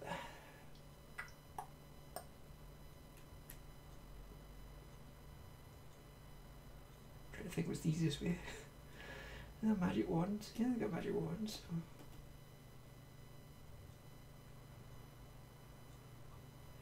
Not quite what I had in mind. No.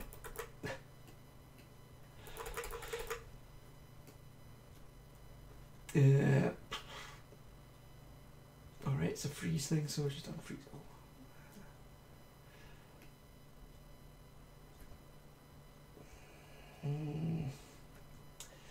Yeah, I have to use freeze, I think. Freeze area. Yeah, I just did freezing. So hang on. Freeze selected or painted areas, right? So yeah.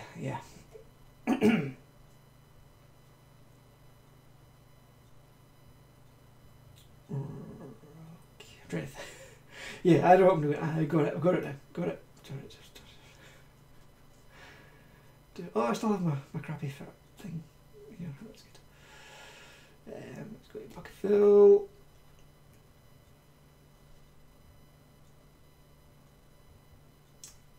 So I'm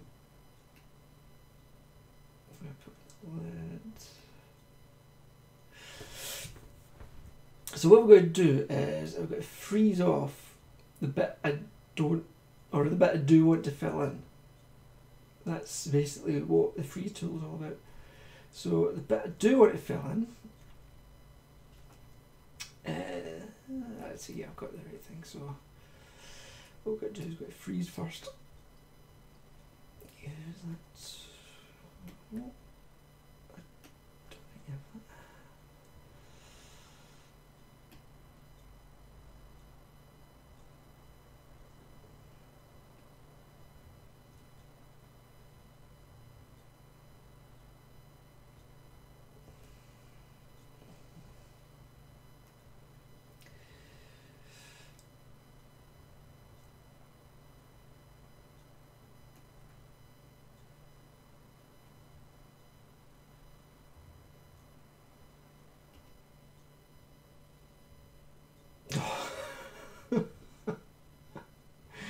It doesn't want me to do this, does it?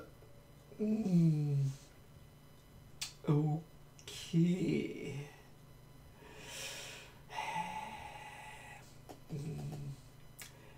Okay. I don't know what the problem is. I shall investigate and I shall report back as to what the problem is. We'll call it a day at that point. Because obviously, I mean, we have a painted model, and then after that, all we need to do really is export it as an OBJ file, and then we can use it, and that's the kind of final thing we've got to do. Why it's crashing doing that selection bit at the top, I don't know. It's supposed to be able to do that, and I've done that before, but it's having some sort of issue with the layers or the paint layers or something happening. I don't know what it is, but I shall investigate and I shall report back if I find out. Yeah, it is frustrating. I mean, you don't know. It could be anything, I don't know. It could just be because I've been running it for a long session, and sometimes you just restart the machine and then it runs again. I mean, it's always in development, so you don't know. It's erratic as well, because it's been working all week and it's been fine, and then, and all last week and fine, and then just 2 sessions in a row now, it's just getting crazy. But then again, the model is getting more complex, and you get more layers, and you're asking more of it. That's when you expose the weaknesses, I guess. But I shall investigate anyway. It's probably just something I'm doing because I'm just kind of not rushing through it, but I'm just trying to get it done just to show you how it's done and how you can get it done. Even if it's not perfect, as long as it gets you what you need for your shot, essentially. Because at the end of the day, that's all I'm making it for. I'm making it for a particular shot. And if anybody else can use it after that, then fine. Or if I can tidy it up afterwards. That's the other thing. I mean, like I say, I'll leave the insides like terrible. It doesn't matter because I'm not going to see them. But then before I put them up for people, before I post them, then I'll tidy it up. But yeah, if people are watching, you don't want to sit there and go through the tedious process of doing all the touch-ups, which can take hours. I mean, I could do a whole session just sitting there just touching up all the ambient occlusion shadow bits just to make them look nice, and that takes forever. But it's okay when you're doing it because time passes, it's fine. But someone else sitting watching you doing it is the most tedious thing in the world, which is why I wasn't going to fix the ambience in there all that much. I just left it to it, just whatever. So anyway, before I go, is any questions before I go? I can tell you as well that after I finish this bloody Coffin, the next stream I'm going to do, or it might be a couple, I don't know, or it'll just be one, but I'm definitely going to do a stream on how hit film loves your movie, no matter what it's made in. I mean, it doesn't matter if it's iClone or Muvizu or it's real life footage or whatever. There are some just simple things you can do with hit film, even with the Express version, that make your film just look $1 million. It just immediately makes things look much better, and it's so simple. It really is simple. I posted some of it on the Facebook thing in ZooChat. But I think I need a practical demonstration to show people the power of hit film, because it really is good and you can do amazing things with very little effort, seriously. So I'm going to line up some examples and then I'll go through them one by one and then show people, and each one will be slightly more complex, and it will get people into the idea of what you can actually do with hit film, rather than just, it's not just a video editor. It can do all that composite and stuff, but you have to know kind of what you're doing with the composite and stuff to begin with to understand what's useful. So that's what I hope to show. I will show you what's useful in hit film to begin with for anything you use. Doesn't matter what it is, it will make your film look better. I guarantee it. Honestly, it's good. So anyway, that's yeah, yes, it would be helpful. It would have been helpful when I started as well. I mean, because with film you find, same with most things, you get very basic tutorials and then you get the advanced stuff, and there's nothing in between where people are actually using the basics and then sort of, you know, bridging the gap to doing the fancy stuff. Because you don't need the fancy stuff all the time, but you need to be bits of it sometimes. You need to understand, you know, some concepts that help you later on.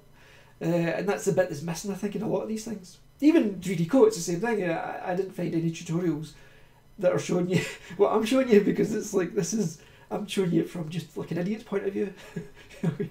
Just from someone who doesn't really know what they're doing, but kind of is trying to work my way through it, and it's helping me, because I'm learning a lot.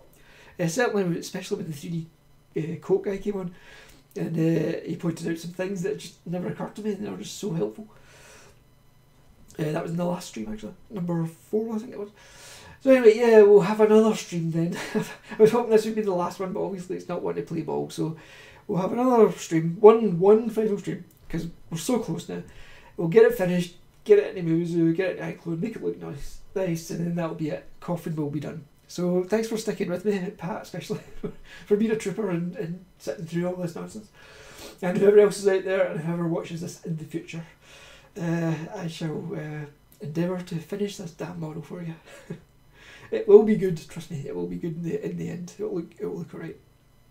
In fact, while I'm not streaming, I might actually go back and fix the textures, make it look, you know, do all that stuff offline essentially, make it look tidy and fix it so it doesn't look like a pile of crap. That would probably be better. But anyway. No problem. Well, you know, it's like you have to make it a certain way. People make it so complicated. They use all this terminology, and you're thinking, yeah, why do you have to do that? Can you just show us? That's the kind of tutorial I like. So people just show you. It's just, yeah, you just click that, do that, done. Anyway, hopefully this helps with your 3D Coat and model making in general, because it's the same principle, you know. Whether you're using Blender or anything else, it's the same thing. They just do it in a slightly different way. In Maya and Autodesk, it's all exactly the same. They just do it in a slightly different way for the different applications, but the principles are always exactly the same. So anyway, thanks for sticking with me, guys, and I shall speak to you next time. I think probably the next... yeah, I will try not to. The next stream will probably be Thursday or Friday, depending. Thursday there's a iClone thing, webinar thing, so don't know. But I'll try and do it in the next few days, and we shall finish this damn model. Especially, I'll try and work out why it's crashing. That would be helpful to work out why it keeps on doing that when I'm trying to select that section. Because you know what I'm trying to do? I'm trying to isolate the lid so I can paint that separately, so that I can just, you know, paste on the trim colour and then just put the wood on top of that as a shape, and then it'll look fine. It'll look like it's veneered on like it's supposed to, which will look great, I think. Because it already, I mean, the wood texture, just that's a basic wood texture, didn't do much to it, and it looked great already. There's not much you have to do with 3D Coat, that's what I like. Anyway, I'm babbling on, sorry. I shall go, I need to go and get some tea and a drink, and thank you for staying with me, and good night, and I shall speak to you again.